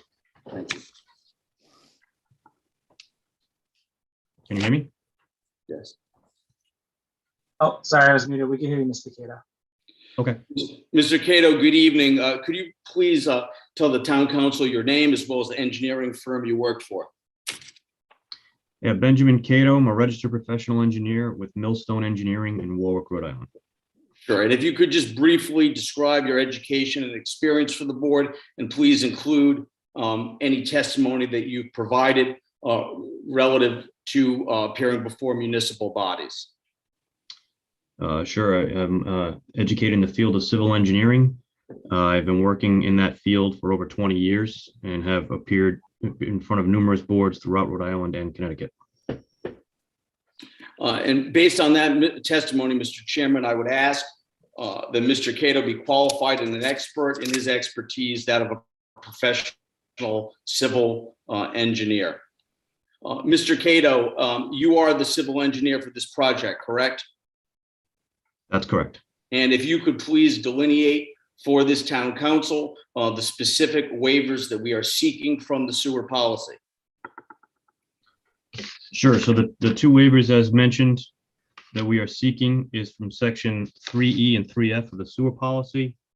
And again, that is the ability to connect 5 lots to be created rather than the existing 1 lot that's currently on the property. And also section 3C of the sewer policy, which is the extension as we've spoken, which has a limitation of 500 feet. And in preparing for your testimony this evening, did you read relevant portions of the town's code of ordinances? I have. And did you read the sewer policy in its entirety? I have. And in addition, for the opinions that you'll be offering this evening, are you familiar with all relevant RIDEM regulations, including but not limited to those related to permitting for OWTS systems? Yes. And are you familiar specifically with Rule 6.15E of RIDEM regulations, which provides a preference or presumption if reasonable access is a possibility to link into a public sewer system as opposed to an OWTS system? Yes. And over the course of your career, have you put together and submitted applications to DEM relative to OWTS system permitting? Yes. And based on your education and experience with respect to those types of filings with RIDEM, are you offered to provide an opinion as to whether or not the Rhode Island Department of Environmental Management would in fact approve OWTS permits for the subject of 4 lots that are the subject of the waivers this evening? It is, in my opinion, it's extremely unlikely that the DEM would approve an OWTS design for these lots simply because of the fact that there is an existing sewer with capacity that runs through along the frontage of this property that is proposed to be developed. And it is contrary to section 6.15E of the OWTS regulations. And Mr. Cato, have you confirmed with the town's engineer that there are no capacity issues relative to this location? That's correct. And specifically, other than the relief from 3E and 3F, and I'm speaking about the dimensional relief related to 3C, what is the exact relief that the applicant will need? We are seeking a relief of 31 feet of sewer main. And in your professional opinion, based on your education and experience and review of the code of ordinances, the sewer policy, and state law, do you have an opinion as to whether or not these subject properties have reasonable accessibility to a public sewer system? Yes, in my opinion, it is reasonably accessible as it runs the frontage of the property. And Mr. Cato, did you have an opportunity to review the staff memorandum that was prepared by the town engineer with respect to his recommendations or conclusions as it relates to these requests for waivers? Yes, I have. And what was the conclusion of the town engineer with respect to this project and the request for these waivers? The town engineer states in his memorandum that staff can support the request for relief. Thank you, Mr. Cato.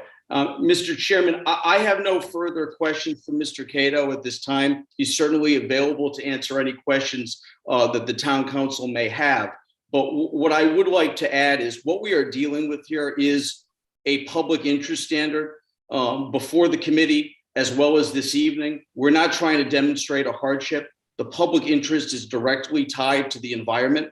We've provided expert testimony this evening that linking into the public system is a benefit to the environment for this environmentally sensitive area. Your town engineer provided you a staff report that reached that same conclusion. So I would submit to the town council members that you have before you only two experts that have provided this council with an opinion. And that opinion from both the expert internally of the town, as well as the engineer that we've put forth this evening, is that RIDEM would not provide OWTS permits for a project of this nature, and that this is a project that is reasonably accessible to a public water system. And we know that there's no capacity issues. So based on all of those factors, we would request that the town council take a vote this evening in an affirmative vote, granting the subject three waivers. Thank you. Thank you, Mr. Resnick. We're gonna go around the council, see if anyone has any questions for you. I do want to start with one. And it would be related to section 6.15E from Rhode Island DEM. So you guys have used that a few times tonight as a reason why if this is rejected by the council and then DEM rejects septic, you'd possibly come back with a hardship. That would create a hardship. And that's based on the wording that you've quoted that says, if such OWTS is proposed to serve a premises for which a public wastewater system is reasonably accessible as determined by the director. The thing is, there's more text after that in the sentence. And it says, and for which permission to enter the public wastewater system can be obtained from the authority having jurisdiction. So what that would mean is if this application went to DEM and applied for septic after if we gave you permission to tie it to the sewers, but you wanted septic and you went to DEM and they rejected it, you would still have the option for septic. You would still have the option for sewers. But if we reject it, then you don't have the option. So you cannot obtain it from the authority.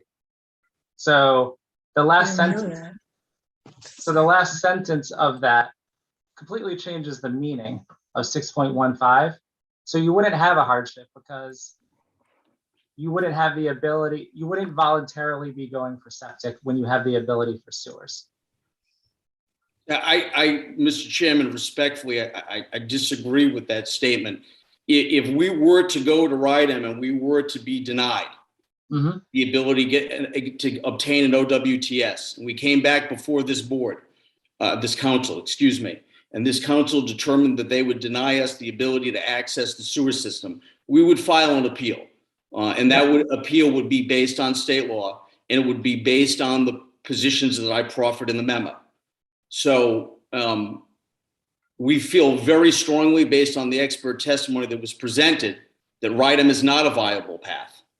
But to the extent that we did go there and we obtained a letter of denial and we came before this board, we believe that this council would have an absolute responsibility to provide the waivers because we have a vested master plan for 5 lots.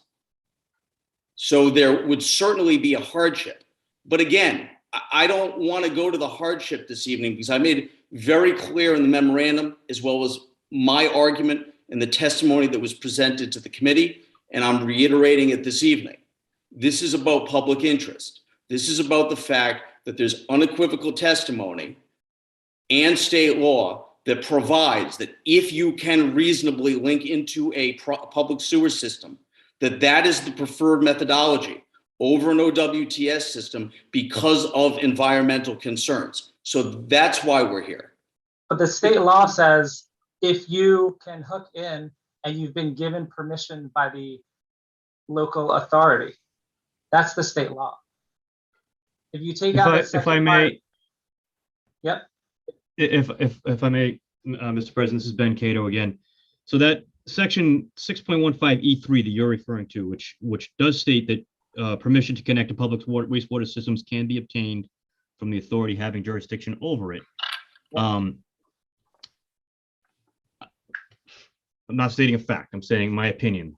It is likely there because in many instances, the town, much like in your northern plant, doesn't have the capacity, even though there's sewer running in front of the property, for instance, the treatment plant may not have the capacity, or there may be legal restrictions to tying in. It may be a private line that runs in a public road.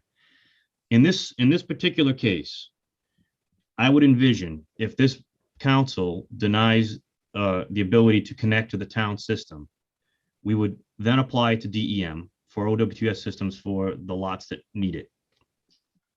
DEM will ask us, have you petitioned the town to connect to their system?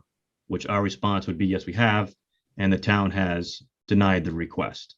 And the question that's going to come back from DEM is going to be, on what grounds did the town deny the request? And that's where it's going to be difficult to, for my opinion, to state that the town believes that a septic system is more environmentally friendly to that land than connecting to a town system.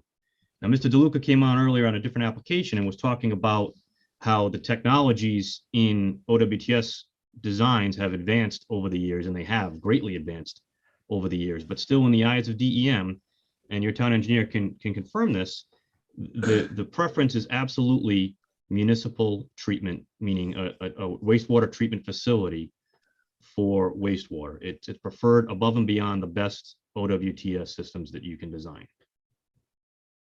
Okay, that's fine, but the reality is that the town has the ability to set its own sewer policy. And the council has the ability, if there's good reason, to make a decision on whether an unvested property can tie in. So the idea, so we can talk about the environmental impacts, we can talk about the public interest, but 6.15 does not obligate the town by law to approve this. That's the point, because you represent multiple times, and that's the case is not that we're obligated to do it by state law. And it says it right in the second part of that statement. Mr. Chairman, I respectfully disagree with you, but I'm not going to engage with you in a legal argument. If your solicitor wants to chime in, I'd be happy to hear from him, but I disagree with that interpretation. Okay, Steve, can you give us a? No, yeah, Jesse, as you stated, and correct, and if you notice, Mr. Cato's opinion is DEM may, he does not say will deny the project. He does say may deny the project. So the town does have the legal ability, if based upon the sewer policy, as long as the council states their reasons, again, given the reasons in the sewer policy for not granting the waivers. what the town couldn't do is deny that one lot the sewer. They couldn't say, well, you can't hook that lot up because this is an environmentally sensitive area. So there's definitely one lot that, that is allowed to be hooked up. And based upon the testimony, what's in the record, again, it would be up to the council to determine whether, again, there's not, whether they would allow the sewer waiver, and if, but there isn't, I'll call it a God-given right or to allow those extra waivers as long as there is a valid legal reason for doing so. And again, that would certainly the applicant would then have the right to go to DEM based upon whatever decision this council makes, and then determine if they could get septic or not. Because again, I find it hard to believe, just sitting with this project for the last 5 years, that some OWTS, could not be designed on some of those lots. But again, I'm not an expert, but it does seem practical. Thank you, Stephen. Yeah, I just wanted to really just pinpoint that 6.15E, because that's separate from all the other aspects of this that we're evaluating.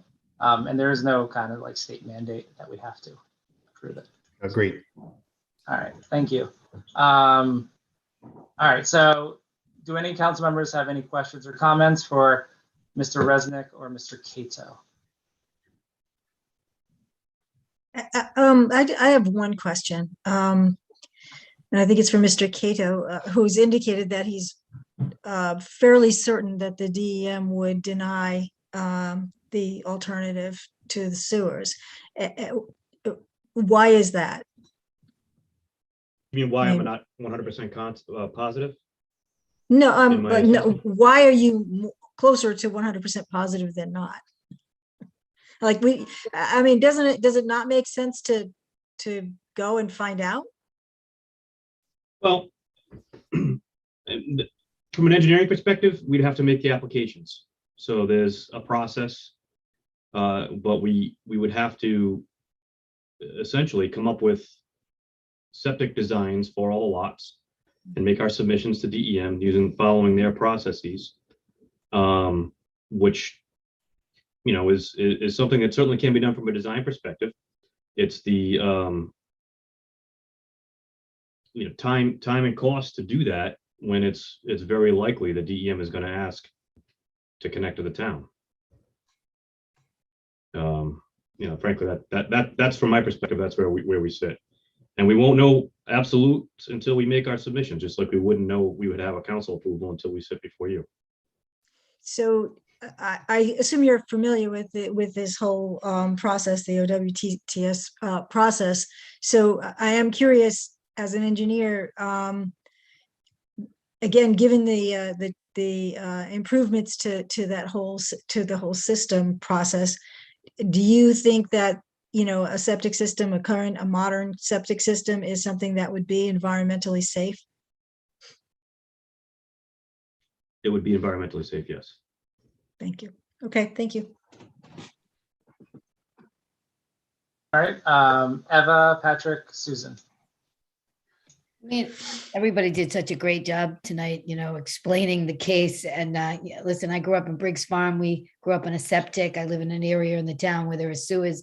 I'm very supportive. I was on the sewer policy. I think, sewers are environmentally better for where we live. And one is a definite. It's the question on the 3. We have the capacity, the ability to tie in. So I support it. I think it's fine. It's the affordable housing issue. It doesn't touch because it's under 6. So I think, 5 houses there. Our engineer is saying it's fine, and so I can absolutely support it. I'm with Patrick on this one. Okay. Snowball. All right. Looks like we have a hand up. Stanley Wojciechowski. Stanley, please state your full name and address. Stanley Wojciechowski, 1044 Bush Neck Road, Narragansett. I guess what I'm hearing is, if you drive around Narragansett, if you look at potential lots that could be developed, Obviously, they're all swamps. It's all that's available right now is swampland. So I guess, are you gonna make a decision not to allow anyone to go on sewers in order to stop the development of the swamplands? All right. I'm not saying this is a swampland. I know nothing about this. I'm just looking at, if you deny this project, it seems like you would deny every future project, because they're all gonna be in sensitive land areas. All of them will be in the wetlands. So they'll all be that way. So if you deny this project, I assume you should, in fact, deny all future projects, number one. Number two, though, I have to agree with Patrick. You have some capacity available, 600. You've got capacity available. So who do you give them to and who do you not give them to? I don't give it to this guy. I do give it to that guy. How do you make those decisions? There's going to be wetlands in every presentation. So you're going to say no to this guy over 31 feet or whatever. It just seems that this fella has got he's right close by. He's got the availability. Yes, I guess it's sensitive area out there. But all of them will be sensitive areas. So why are we going to stop him? It doesn't seem right, honestly right, that we should stop somebody from this when we have 600 available. If we only had 100 or 50 available, maybe I'd say, okay, we're down to the last minute, But, if you're telling me we got 600 available, who do we give them to? Or do we stop giving them all out? Or give none out? It's a tough question, but I have to agree with Pat and Sue. Listening to all these experts, I don't like to see these septic systems all over. We got them in the North End. You see these septic systems as you drive by, and you know right well that's sewer water coming up high and being filtered down. It just has. When I see a house like that with the sewer system out next to it, it's not as friendly, especially if you have sewer available. Why would you have these rectangular sewer pits standing out next to your home? So I think this thing ought to go. It's just common sense, even though I know nothing about any of it, just based on what I'm hearing. I can't see logically it should be approved. Thank you. Thank you, Stanley. Next, we have Tom Callahan. Tom, please state your full name and address.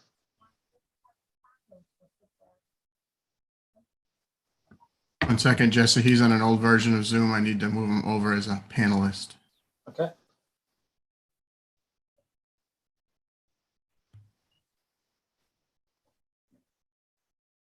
All right, we see you. Tom, please state your full name and address and make sure to keep your comments to 3 minutes. My name is Tom Callahan. I live at 26 Baltimore Avenue in Narragansett. Can you hear me? We can hear you. I'm sorry, Jesse, can you hear me? Yes, yeah, we can hear you. I had prepared remarks. As you know, I sent little note a little earlier, but I'm going to try to address the three areas that I think I heard the applicants and the applicant's expert address. With respect to DEM, they focused on DEM's requirements with respect to septics. We all know that DEM's taken a close look at this project with respect to its fragmentation. They are very clear in terms of the fragmentation impacts on the wetlands and the two species of special conservation concern that are resident in this area. So there's more than one environmental issue here than simply whether or not the sewage can be properly exit the site and go down to the Scarborough Waste Treatment Plant. And DEM's been pretty clear about what the adverse impacts from the fragmentation would be. With respect to affordable housing, it is absolutely true that this project is not subject to the affordable housing requirements because it's less than 6 houses. The fact that it's not required doesn't mean that it's precluded, though. This council could, using its influence, have the developer rethink the project as a result of not receiving sewers in terms of whether or not the cluster housing, which would be more affordable to Narragansett residents of moderate and moderate means to be able to afford this project. So just because something's not required doesn't mean that it's precluded, especially in situations where the comprehensive plan says the language is that the town will strongly encourage conservation-minded, more affordable housing project in the area. With respect to the capacity issue, look, this is only 5 houses. I understand that. That said, the plan, the town's wastewater facility plan is giving preference to areas that are already developed that don't have access to sewers. On the south end, that includes Great Island, Harbor Island, the area that I live in here at Baltimore, Rhode Island, and down at Baltimore, Rhode Island, and Pennsylvania. It also doesn't anticipate if, in fact, people are serious about moving forward, trying to do a significant mixed-use area down in Galilee, 5,000, 10,000 square foot project, what the prospective demand on the facility will be at that point in time. In closing, I'll say this. Look, I'm not an expert. I'm not a lawyer. I don't try to play a lawyer on TV. What I have done is permitted 2 or 3 projects at the University of Connecticut that had a set of vernal pools and a set of amphibians that needed to be protected, and we were able to do that. I also had responsibility for 5 years for overseeing UConn's wastewater treatment and its water supply system. The issue with respect to capacity has nothing to do with what the plant does on an average daily basis.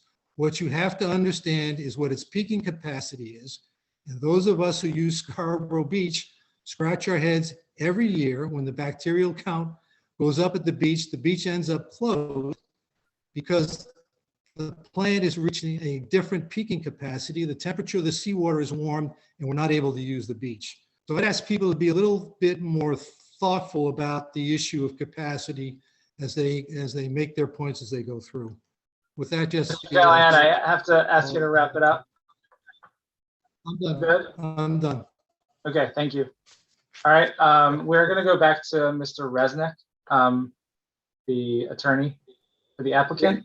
To give him a chance to respond. Thank you, Mr. Chairman, and I'll be brief. I just want to note that I think that some of the points that Mr. Callahan is bringing up and some of the questions that he's asking this board is really tantamount to a request for this board to usurp the jurisdiction of the planning board.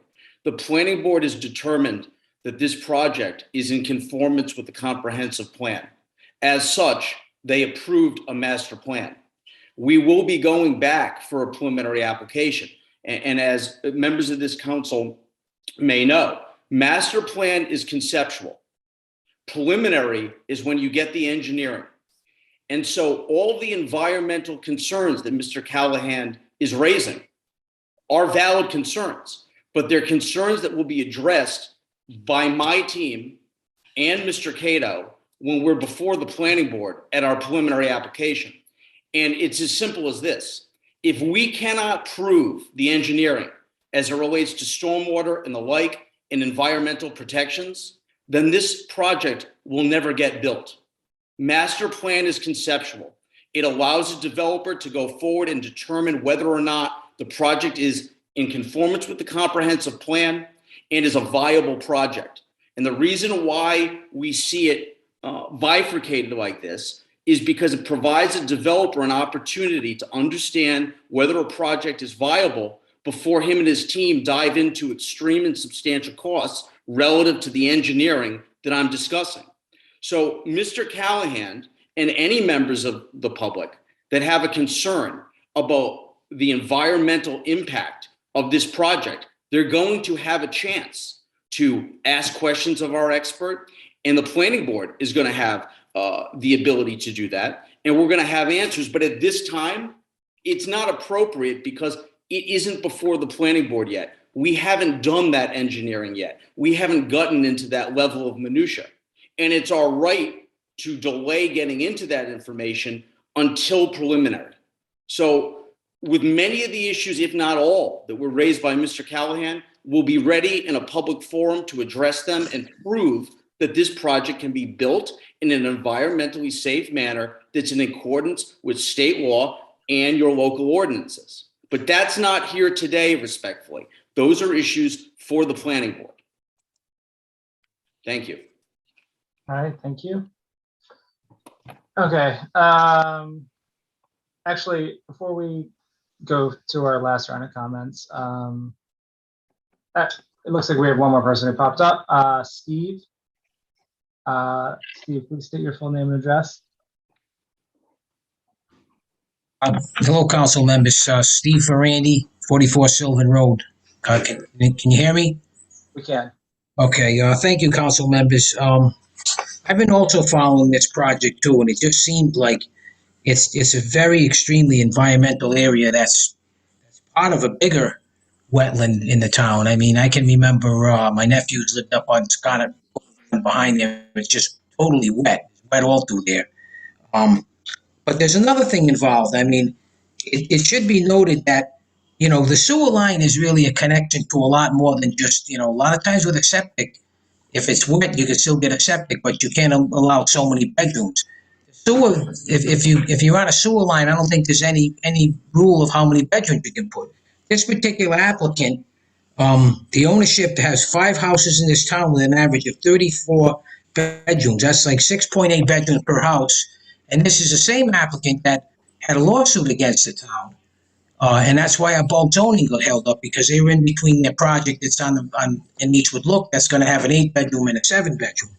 So what I would say is that look long and hard at this particular project, because it could be that these end up becoming, 5 homes in there, 5 little dormitories, or 5 small guest houses or something like that. So, and I don't think it warrants it for the wetlands on those properties also. I think it should be looked at more carefully than just, what the applicant says. We already have the conceptual. Well, the conceptual, he can't tell you how big the houses are going to be. He's not going to tell you how many bedrooms are in them. He's not going to tell you all that. All that's going to be vetted out. So this, the system doesn't seem like, I would find that out first before you do anything, or just not, or just deny it. He's allowed one particular house on that lot, on that property, and that's the way it is. And that's what it said. The reason why there's nothing there now is because they've been wet for so darn long. Just because a sewer line went through it doesn't mean everybody just connect in. There are rules to it. So I would hold to the rules that you have at your disposal. Thank you, council members. All right, thank you, Steve. Before I forget, Steve and Marcella, I just want to run a question by you regarding what kind of scrutiny would be done at the next phase of this. So as it goes through the planning board again, Mr. Resnick mentioned environmental engineering and that sort of thing. I was under the impression that most of that, or a good amount of that, has already actually been done. Because when it went through planning and zoning before, they hired some sort of engineer to do a study to provide that. Zoning board granted waiver. So what kind of scrutiny would there really be taking place after this gets approved at the next stage? So there would be, and I'll invite Mike DeLuca to come back on too, Mike. So for legal scrutiny, there's a couple of things on the legal end. As part of the master plan approval, they agreed to do a conservation easement regarding, this is kind of maybe not technically a cluster subdivision, but it's a subdivision where there's a lot of open space. So one of the scrutinies on the next level would be the basically any covenant, any environmental protection, those type of easements that I haven't reviewed yet because those haven't been Those haven't been drafted. And with those being drafted, those allow the town to come in if there's any cutting, any damage to the vegetation in the open space areas. So that would be something that happens later on. Also, and Mike there was initial engineering regarding wetlands placement, et cetera, at that time. But Mike, as far as the next level, there's additional engineering that comes in when, because the roads were approved at zoning, but they still need to bring in engineers regarding drainage and all those type of aspects, which definitely happen at the next level. And Mike, go ahead. Yep, yeah, that's right, Steve. And I believe, Mr. Resnick did summarize it correctly also at master plan stage. That's a conceptual design.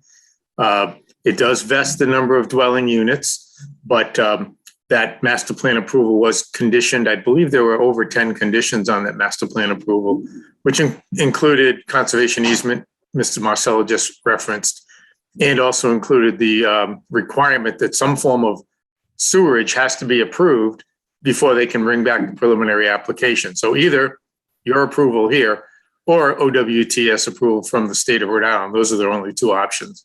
But there are also other technical requirements. So when you move from the master plan stage to preliminary, all your complete engineering, as Mr. Resnick mentioned, the full details of the size, width, roadway, the size and width of stormwater management facilities, the piping, the actual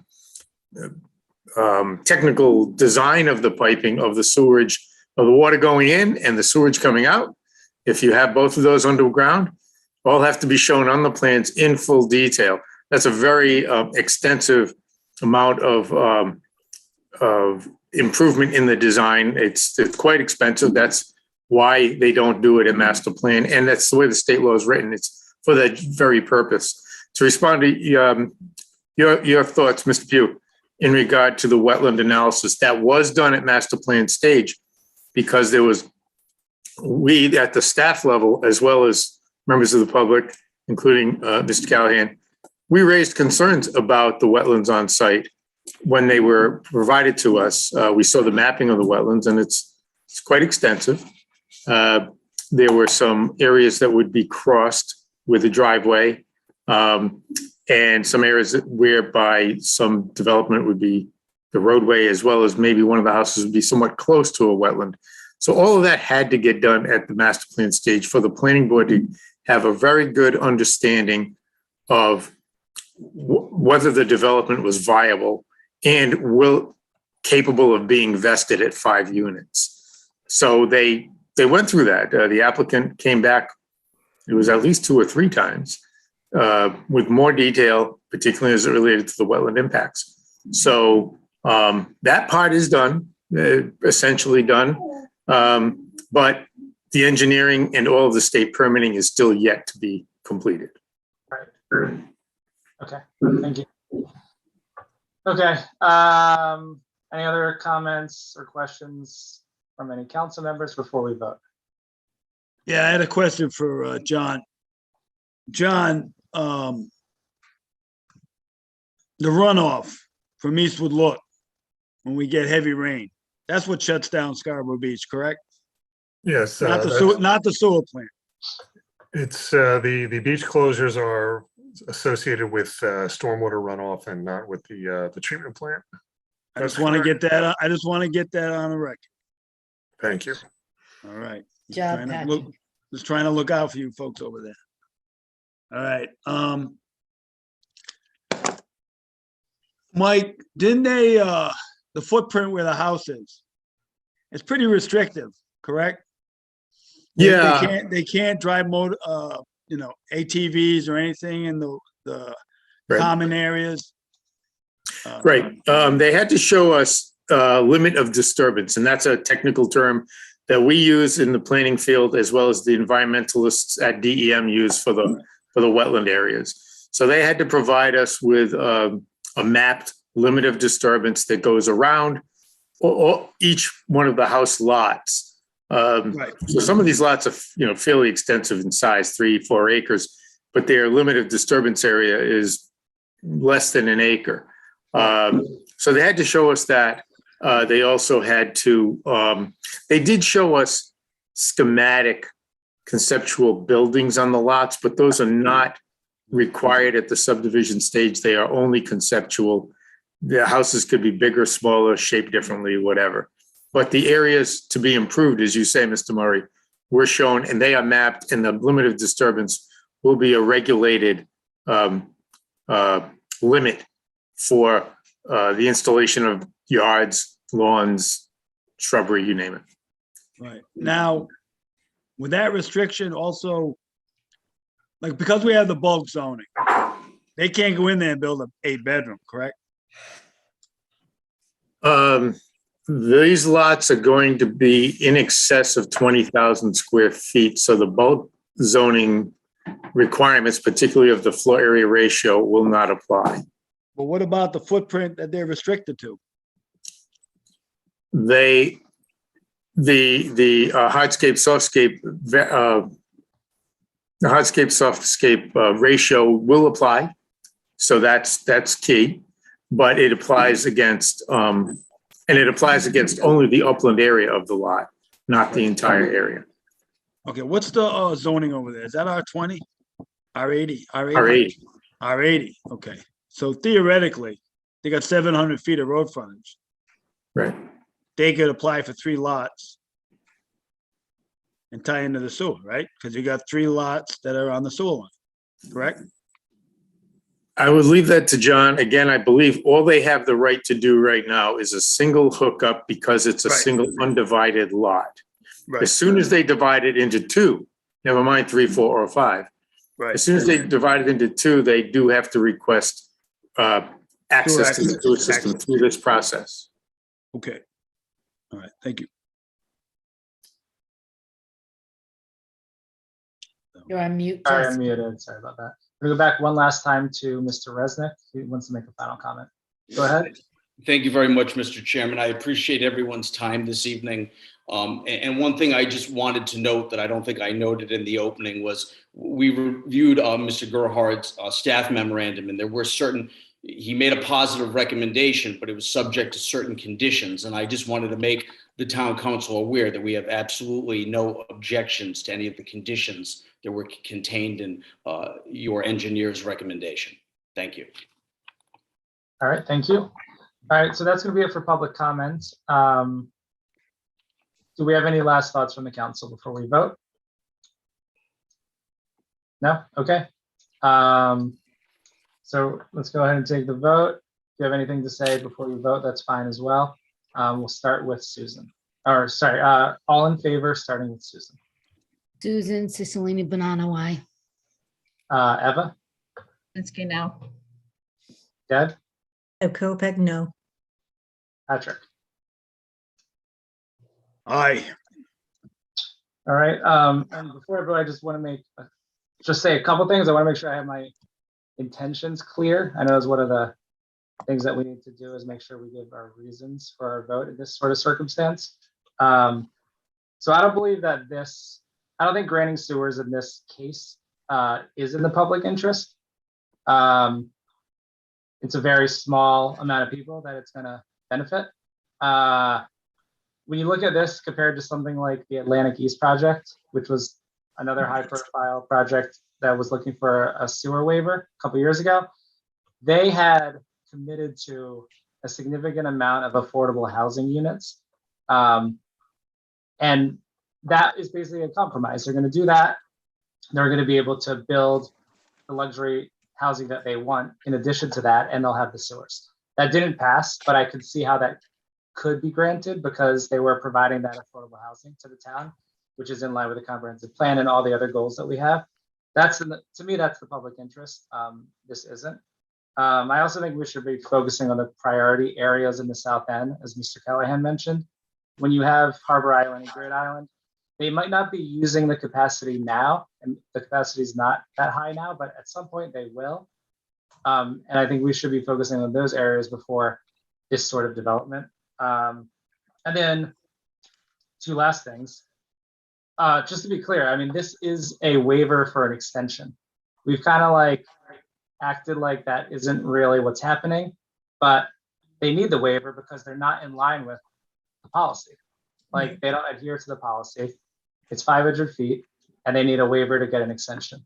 So the whole point of having the policy is to prohibit these circumstances unless there's a good reason to grant the waiver.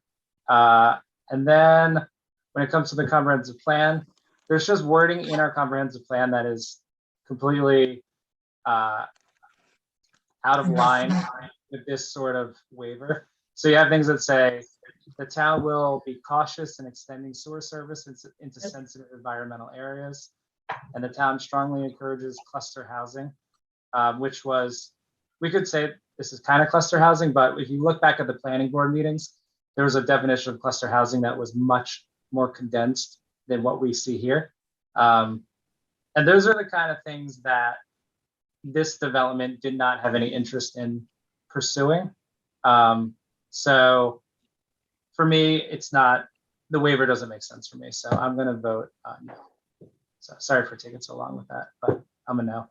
So the motion fails 2-3. Okay. Sorry, I'm just gonna need a second to get back to my agenda here.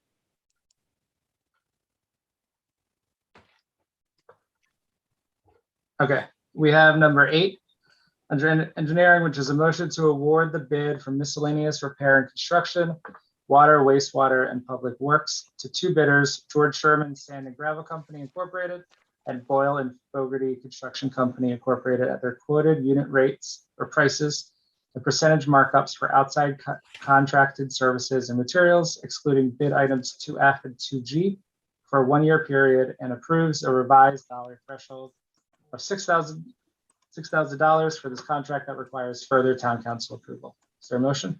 I'll move the motion. We have a second. Second. All right, any discussion? Okay.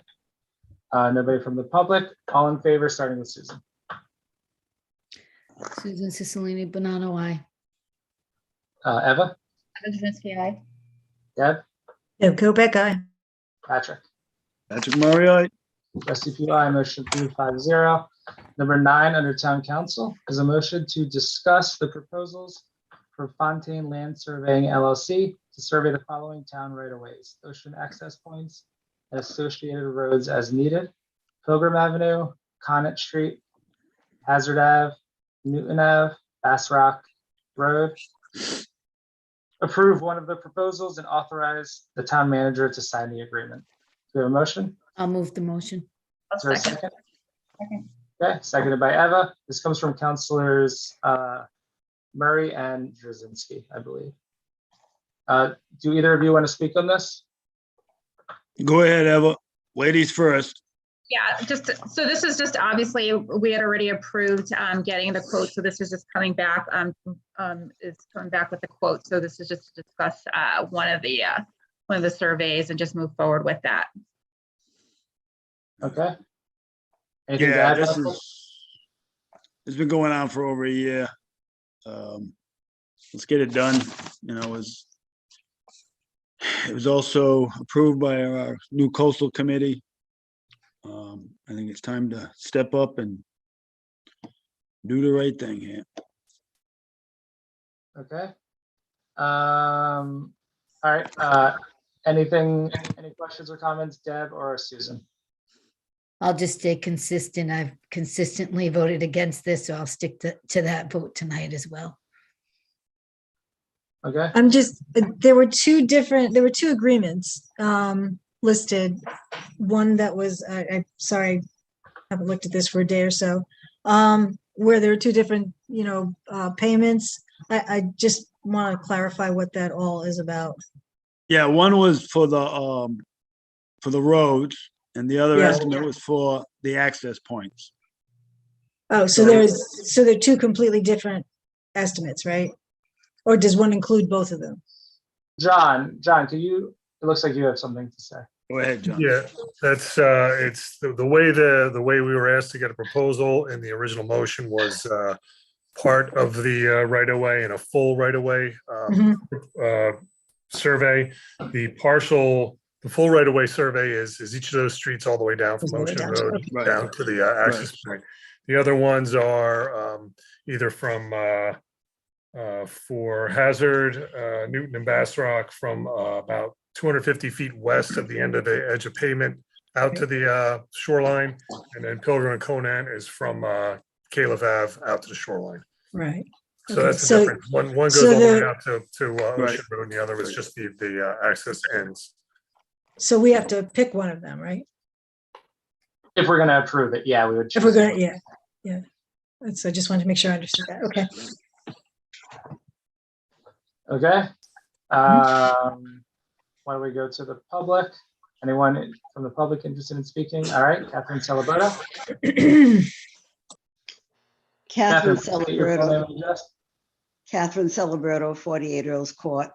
I don't believe that we should have even gotten into this whole thing, but now that we are, I prefer that you kept it simple for the time being. Just survey the RO, the rows. Because this price here seems frankly low to me. I've had my lot surveyed a number of times and it was $900 each time. And you're talking about 5 here and it's not coming out to, what is it, 9? Oh, it's 5. Okay, it's 5, whatever. Anyway, this second estimate here, it looks like to me it could really balloon out of control because we're talking about surveying streets. So again, like I said, I prefer just to keep it simple, start with the rows and see what the final cost is, and then go from there. Thank you. Thank you. Thank you, Catherine. Either John or Jim, whoever would know the answer to this. Are these quotes, these are final pricing, right? It's not going to change because we're not changing the scope. No, the difference in the prices is the extent of the scope with how far the surveys go. And then the only change or addition would be if we had to come back later and add topography or other, private lot structures or anything like that. This is just to establish where the property lines are and where the town right of way runs or where the public access right of way runs. So these are finite and there's no potential for a change without it being authorized. All right, thank you. And I just want to apologize. At town hall, the power dropped out there. I missed the tail end. That's if there were questions for me on this item. We had a power failure here, and I got kicked out of the meeting. So. Oh no, we were good. You gave us everything we needed at the beginning, so thank you. All right, that's weird. You guys lost power. I was surprised too. It was very strange. I was like, "What happened here?" I'm the only one. I think I'm the only one in the building, and it's like it hit right at the opportune time. But we got through it. All right, thank you. All right, we're gonna go to one more person from the public, Stanley Wojciechowski. Please state your full name and address. Stanley Wojciechowski, Narragansett. I don't want to spend the money unless it's going to result in some benefit.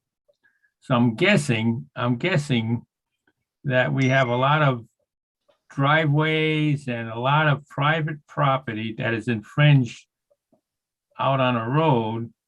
So once you find out where the survey is, are you going to make all these owners pull out their fancy driveways so they're not infringing on the roadway? I mean, if you're not going to do that, then forget the survey. If you're not, the idea is we're having a survey to know where public stuff is. But if we're not going to act on it, I don't want to spend the money. I don't want to spend the money on something and then have no result for it. Okay, so we're going to spend this money.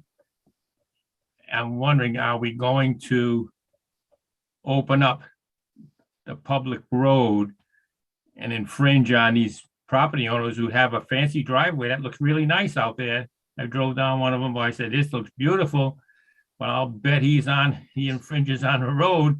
Gonna make him tear up his driveway or whatever. I don't know how much is on there. So I just don't want to spend the money unless we're gonna move forward in that direction, even though it sounds like a lousy idea to me to disturb all the nice edges of the road. So I don't know. Can somebody answer the questions? Thank you. Thanks, Stanley. All right, well, again, this is a motion to do a survey, not to do any construction or to widen a road or anything like that. It's to know the boundaries. We do allow parking on those roads, so I think it makes sense to know how wide the roads are, when people pull off to the side to park, to know if they're on town property or not, that sort of thing. And the other thing to mention is we do have a pending court case regarding parking in that neighborhood. And one of the points in that court case is that the town didn't survey the roads. So we're happy to survey the roads. I just want to say Stanley's question was great because you're going to get some data. And the question is, what are you going to do about the data that you receive and you're paying for? And so if at some point you're going to be crossed with that burden to figure out what you want to do for the next step. So I do think it's an important thing to think about. All right. Well, I think, can I just say something about that? I think one of the purposes, particularly about the rights of way, on the more northern end, is that there's some issues with parking and the ability for emergency vehicles to get down to some of those points. And so I think Patrick, correct me if I'm wrong, but I think one of your objectives was to change the way those parking configurations were in like at Hazard Avenue and those areas, which, when you look at them, they are kind of weird and they could be dangerous. So, I guess you get the survey done first and then you decide what we can do after that in terms of those places. As far as the ones down here, I don't know. I'm not sure what the next steps are, but you can't do anything before you have the survey done. Exactly.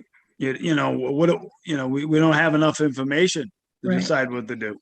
And again, as Jesse mentioned, we have a complaint or a litigation. And part of it was, how can you guys do this without a survey? Well, we're getting a survey. So, again, these are protected areas. And this is something we need to covet and protect for future generations. And it's be sad you go down there 20 years from now and there's a fence at the end of the road blocking you from the ocean. So that could be the next council.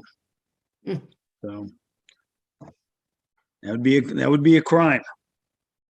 So. All right, so one of the parts of this motion is to discuss the proposal. So then we have a second part, which is to vote to approve a proposal if that's what we want to do.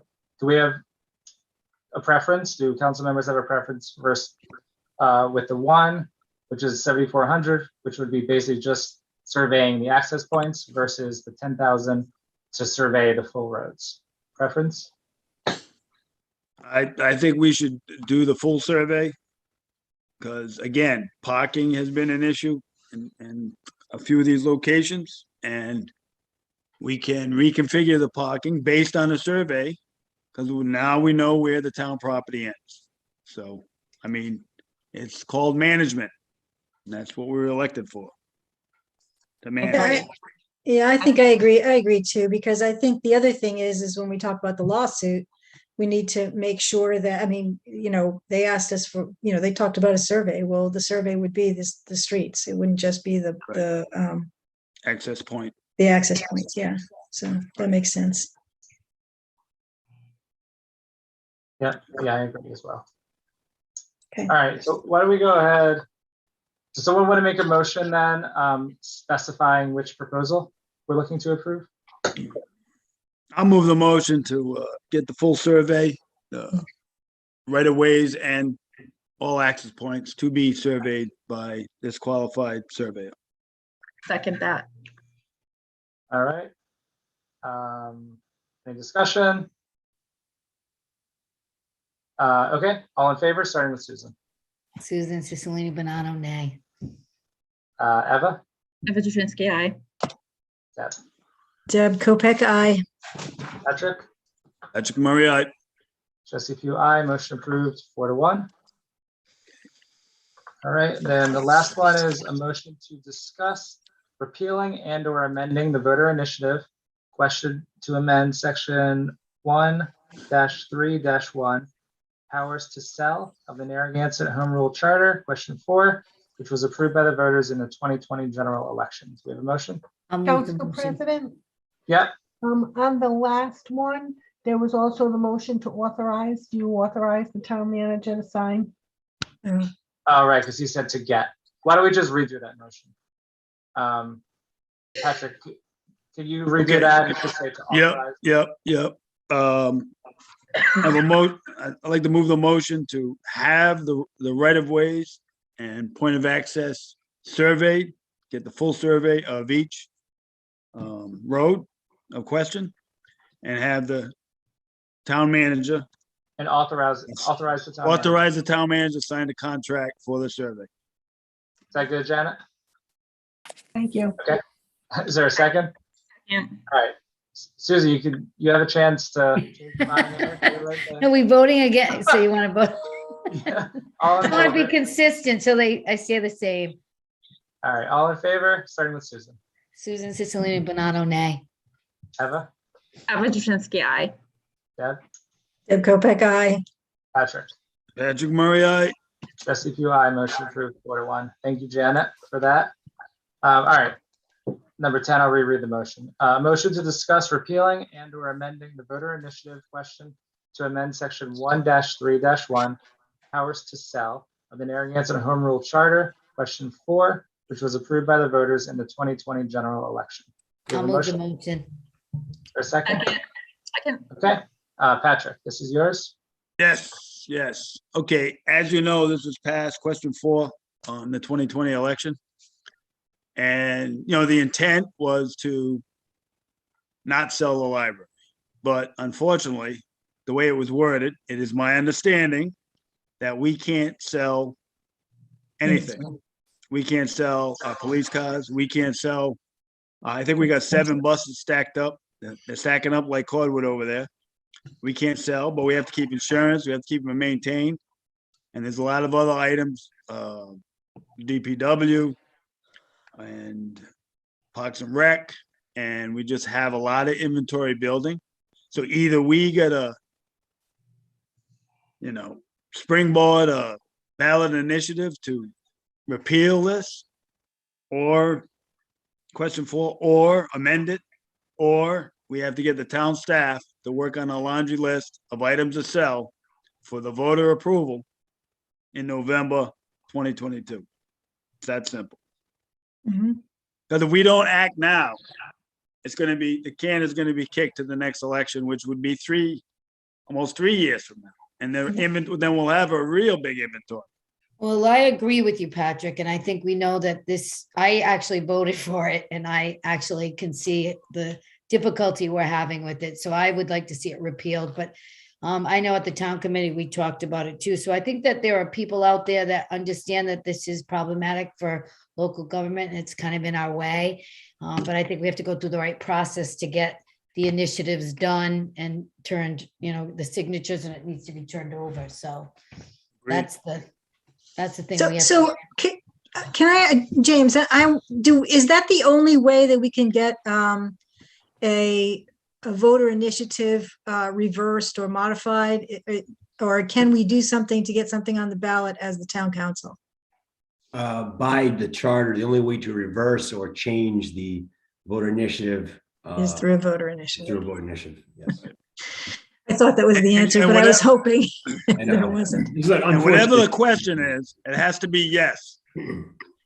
That's I've right. never met. That is I've never correct, met Patrick. A ballot initiative That people voted down. that didn't fail. Right. I So mean, the you can language, give me drowning puppies in Narrow River. And would you like to drown puppies? Yes. And they'll vote for it.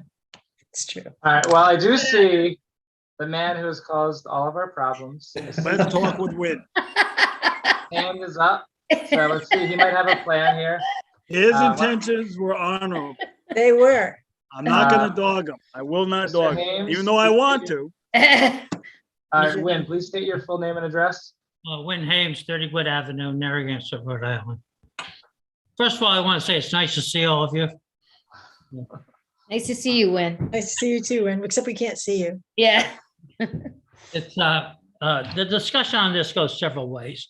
I sent the town solicitor a YouTube recording of a town council meeting where the previous solicitor said this was only for real estate. I haven't got a ruling from you on that, James. I don't know how you perceive that ruling.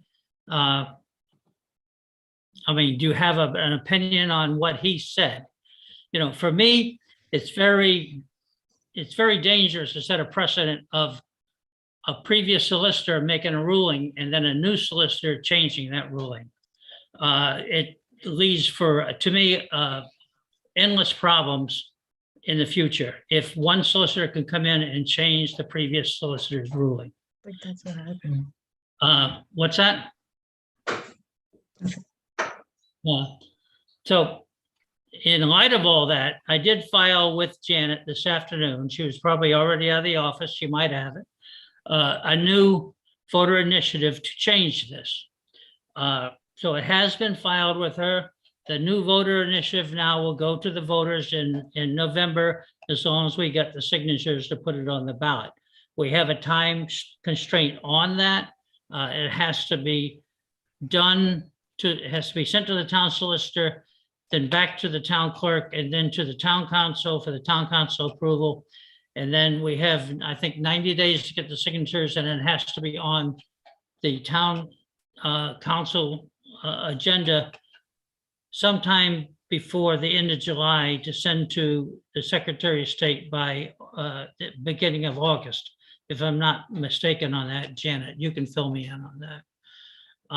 So that has been done. Am I correct with that, Janet? You are correct with that. Thank you. So that's what happened. That's what has happened.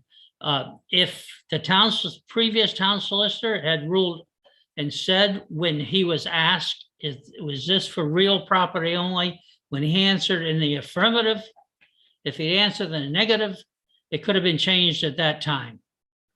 So that's how it's all transpired. We promoted it to people as being for real property, real estate. And that was the intent of the proposition. And that was what the town solicitor, if the town solicitor ruled differently at that time, it could have been changed. But it wasn't, he didn't, so it wasn't. So that's where we are today. Now, it was copied after North Kingston, and Mr. Callahan is also the town solicitor in North Kingston.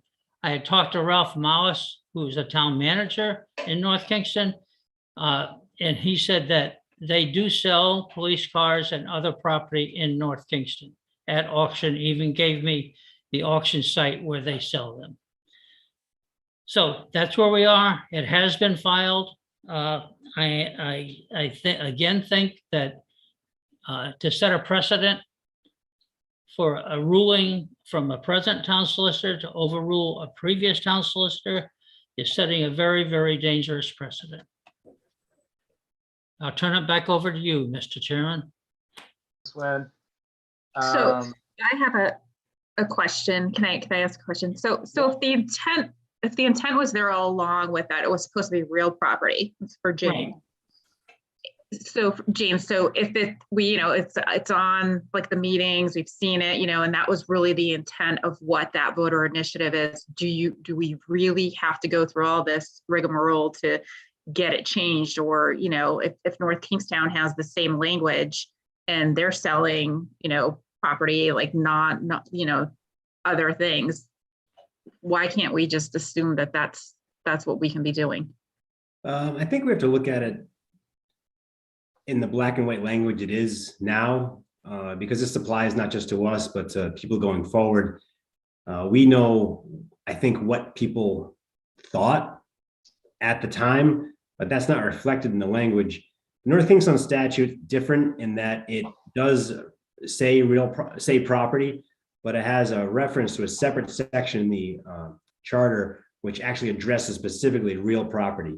I think the only difference we need here in this instance is one word or 3 words. It should be real property or and or land improvements versus just property. I think that property word applies to a lot of things, unfortunately. And I can see where the previous solicitor, looking at the totality of the charter, may have thought it was more clear.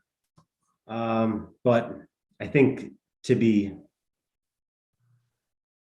I don't want the town to go through all this if they didn't have to, but I think to make it clear going forward to the future, it'd be best to have that language be more concise rather than just James, property. they did bring up an amendment idea, like I was saying, like, is there, instead of doing a full voter initiative, could we just, I mean, if it's a 1 word or 2 words to amend it, is there anything that says that we can, I mean, somebody had brought that up, and I don't know if we looked into it, but could we amend it and just add that word to it instead of being foot soldiers and going out to get 1,600 signatures to repeal it? Do you I know? wish we could, but it says any law, resolution, ordinance, amendment, other action enacted by the initiative process shall only be repealed or amended by the initiative process, unfortunately. Oh, okay. Oh, gosh, that's a pain. Yeah. Okay, yeah.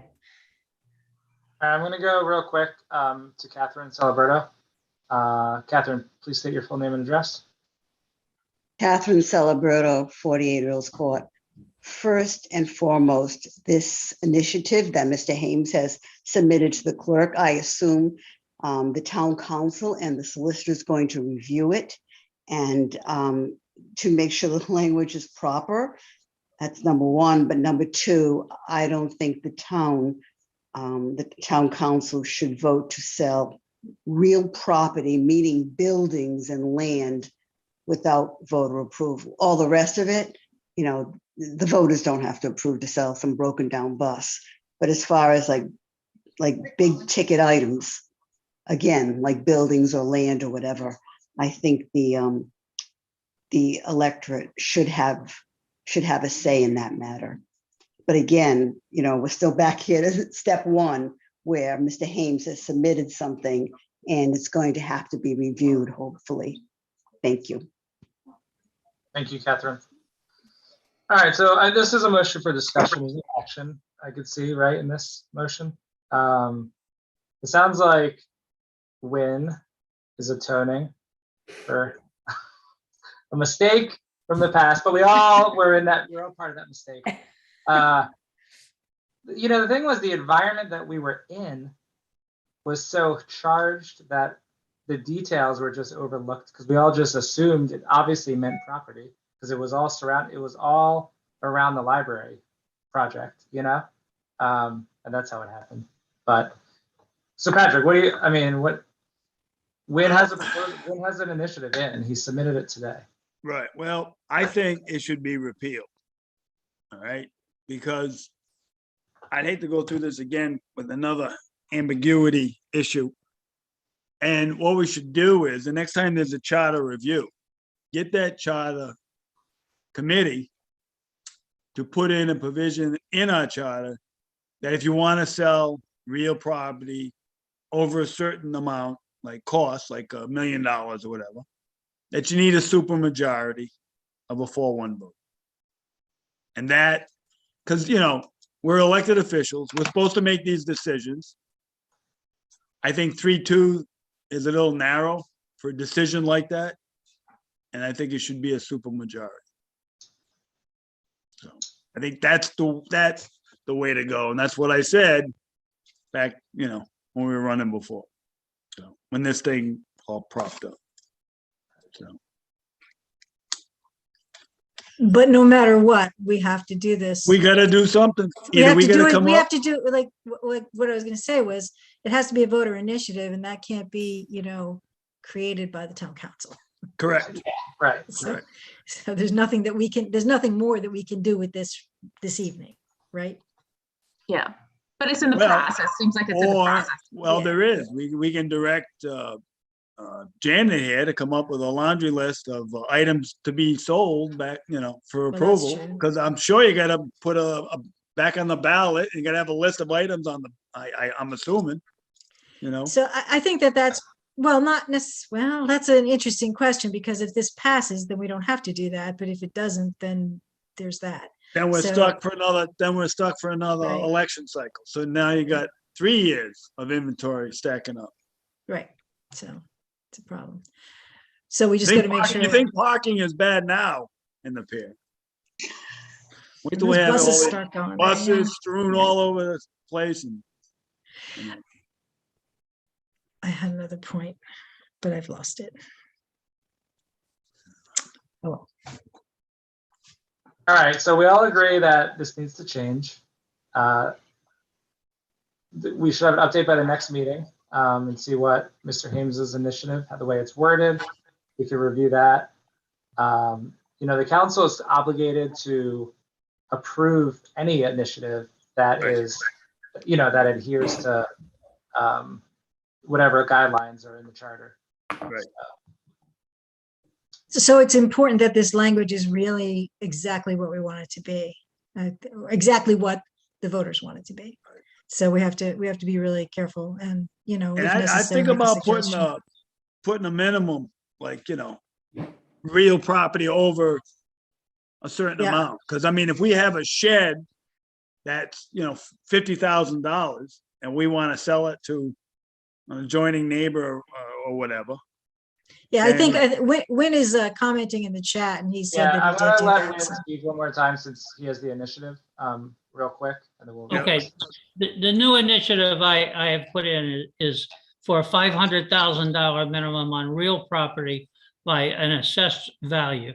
So the assessed value might, obviously it could be different now than it is 10 years from now. Right. So an assessed value over $500,000, it has to go to the voter to be approved. Anything under that, I don't think we got any school buses that quite reach that amount. Not yet. We're gonna flood the market here come November.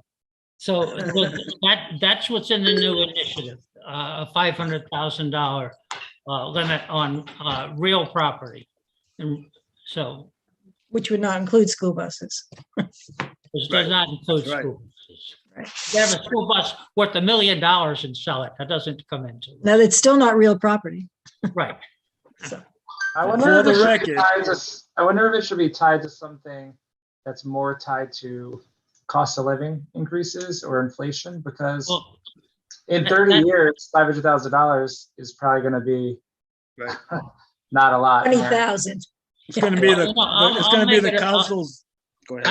I can change that to $1 million, but that's what I put in an assessed value, not an assessed value, excuse me, Market. a market value basically of 500,000. And that takes, and originally this was done not only for the library, but there was a proposal to sell the Clark Road, the recreation area, to put condos in. There was also talk to selling the Middlebridge property because a wedding venue wanted to buy that and go in there. So it's to protect all the property in town. It wasn't just for the library. And I didn't put just the library in there. So, we can keep it at the $500,000. And I think that's fair. The other thing that's going to come up to you is with the library going forward, you're going to have an empty building where it exists right now. So under this present ordinance, you have to, that should be on the ballot in 2022 to sell that. It doesn't mean you have to sell it right away, but means you're getting permission from the voters to sell it. If you don't do it in 2022, that means you're going to have to wait to 2024 to get it on the ballot to sell That's it. this initiative. Right. Because you gotta wait for the next election cycle. Good point. So I would say you must put that on for 2022. I don't care if you don't, it doesn't say you have to sell it right away. You might not sell it to 2030, whatever. Right. But at least you got permission to sell it. So that should be on the ballot for 2022. Maybe. And I'll be happy to answer any other questions that you have. So James, we can't put an initiative on the ballot, the town council. It has to go through the process, but we could put the sale of property on the ballot. Correct. Yeah. Okay. You need to. Yeah. We don't have to get signatures for those either. So then if That might be somewhat confusing going on the ballot itself, but that's a different story. Right. But it doesn't Well, it's mean like a you have- bond issue. It doesn't mean you have to sell it. It means you're getting permission to sell it. Thank you. Okay? Right. So, and if you decide not to sell it, that's fine, but still you have a permission from the town to sell it. And then is there a statute of, is there like a period of time that that permission lasts for? So No, then- there's nothing in the initiative that says any time frame where you have to sell it. You know, if you get the permission in 2022 and you decide to lease it and not sell it to 2035, you can still sell it because you got permission from the town people to sell it. Am I right with that, solicitor? I believe so. All right, a lot of details to iron out. Sounds like, but thank you, Win. I do need to go to Steve because I went to Win twice. So we'll go to Steve, last hand up, and then we'll wrap this up. Steve, please state your full name and address. Hi, Steve Ferrandy, 44 Sylvan Road. Thank you, council members. You know, we're talking about voting here, one of the most sacred things and that a person has. And, you know, maybe this should have been thought out better as it was written, but you know, a lot of people voted for this already for what they interpreted it was. I realize it tied our hands supposedly with this, but you know, someone should have thought of that when they came up with this initiative in the beginning. You know, this is, I don't want to see our system start becoming fast and loose with voting and initiative with this. Initiative is something other than the government, and it's some private input that wants to do something that the government wanted to do. So, you know, I think it's got to be taken very seriously. And I get it, you know, there's a lot of joking going on about we can't sell a pencil, we can't sell this, we can't sell that. But, and when, you know, we don't have the same ordinance as North Kingston because they can sell things other than property. So I just like to elevate the conversation a little bit to the point where, you know, take the voters in mind. You know, I know it was all about the library and all of this, so everybody thought it kind of just got bundled in. Well, maybe we didn't need it then. And maybe some people still don't want town. Maybe people want the town, they want a list of what can be sold. I mean, a couple of times we've given away some items. I don't know what the worth is. Do we have an inventory of exactly how much everything's worth? Do we, you know, Patrick, you said we got 6 buses. Do we actually have 6 buses? We're not using them. We have to sell them. Where's the inventory? Let's see that first and see what kind of a problem we really have before we start trying Well, from do what I initiatives and understand, all there's 7 buses that need to be, you know, they're just sitting there. And, you know, the last time, I think the last storm we had, they were using the buses to block traffic. Yeah. So instead of using those, you know, those oversized wooden sawhorses, we're using a school bus. So I think it might be time to unload some of the inventory. I mean, the issue is, Well, this is here. Go ahead, Steve. Go What ahead. I'm trying to say is let's just, you know, for lack of a better word, let's just try to get it right this time or not do anything wrong. Let's live with our mistake. Let's get this figured out so it's not, you know, we get everything right next time. And you know, we're talking about people's vote now. A lot of people, I don't know what the initiative, I don't know what the vote was, but I guess it was overwhelmingly that they did this. So there's a lot of voters out there. You really have to ask them how they felt the vote was going to be. You know, let's ask. It's going to be difficult, but some people might not have an issue with you have to go to the voters for everything. Some towns do that. That's all I have to say. Thank you, Steve. Thank you. Right. So, you know, when it comes down to it, we're talking about it. The council's talking about it. We're talking about that it is a pain for the town and it doesn't really work, but we're not overriding the voters. We don't have the ability to do that. We're not doing that. If this is going to change, it's because the public puts it back up on the ballot. They got to vote. They're going to vote on it again. Right. That's a great point, Jesse. We're not changing it. The voters will listen to the voters. That's right. If they're informed voters, they will understand it. Yeah. Yeah. We'll get it right this time. That's right. All right. We have one more hand up. Terry Fleming, please state your full name and address. Uh-oh. Here we go.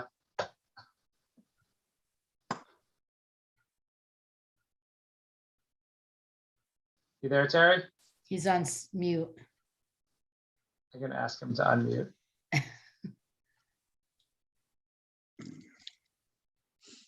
There we go. Difficulty. No, Oh, Do there you he really goes. have me on there? your hand was up. Yeah, unintentionally. I'm sorry. Oh, okay. Well, you're here now. I'm very interested in listening to the whole meeting, but I have no intention to say anything, so I apologize. No. All right. I had a question about Clock Road. That's, Never mind. that- Never mind. right. Never mind. Thanks, I'll call you Terry. Sorry tomorrow. Thank you. Okay, are we good with this? Any last thoughts? Well, the reason it's here is because we own this. We own this and we need to fix it. We can't kick the can down the road on this one. We gotta fix this. No matter what we do, we gotta fix it somehow. This year. That's it. All right, well, we'll have an update next meeting. If Mr. Hames follows through with his petition, we'll have an update for everybody on that, because we'll be hearing it. Very good. I'll make a motion to adjourn. Motion to adjourn by Susan. Is there a second? Second. All right, all in favor, starting with Susan. Susan Cicilline Bonanno, aye. Eva? Eva Jasinski, aye.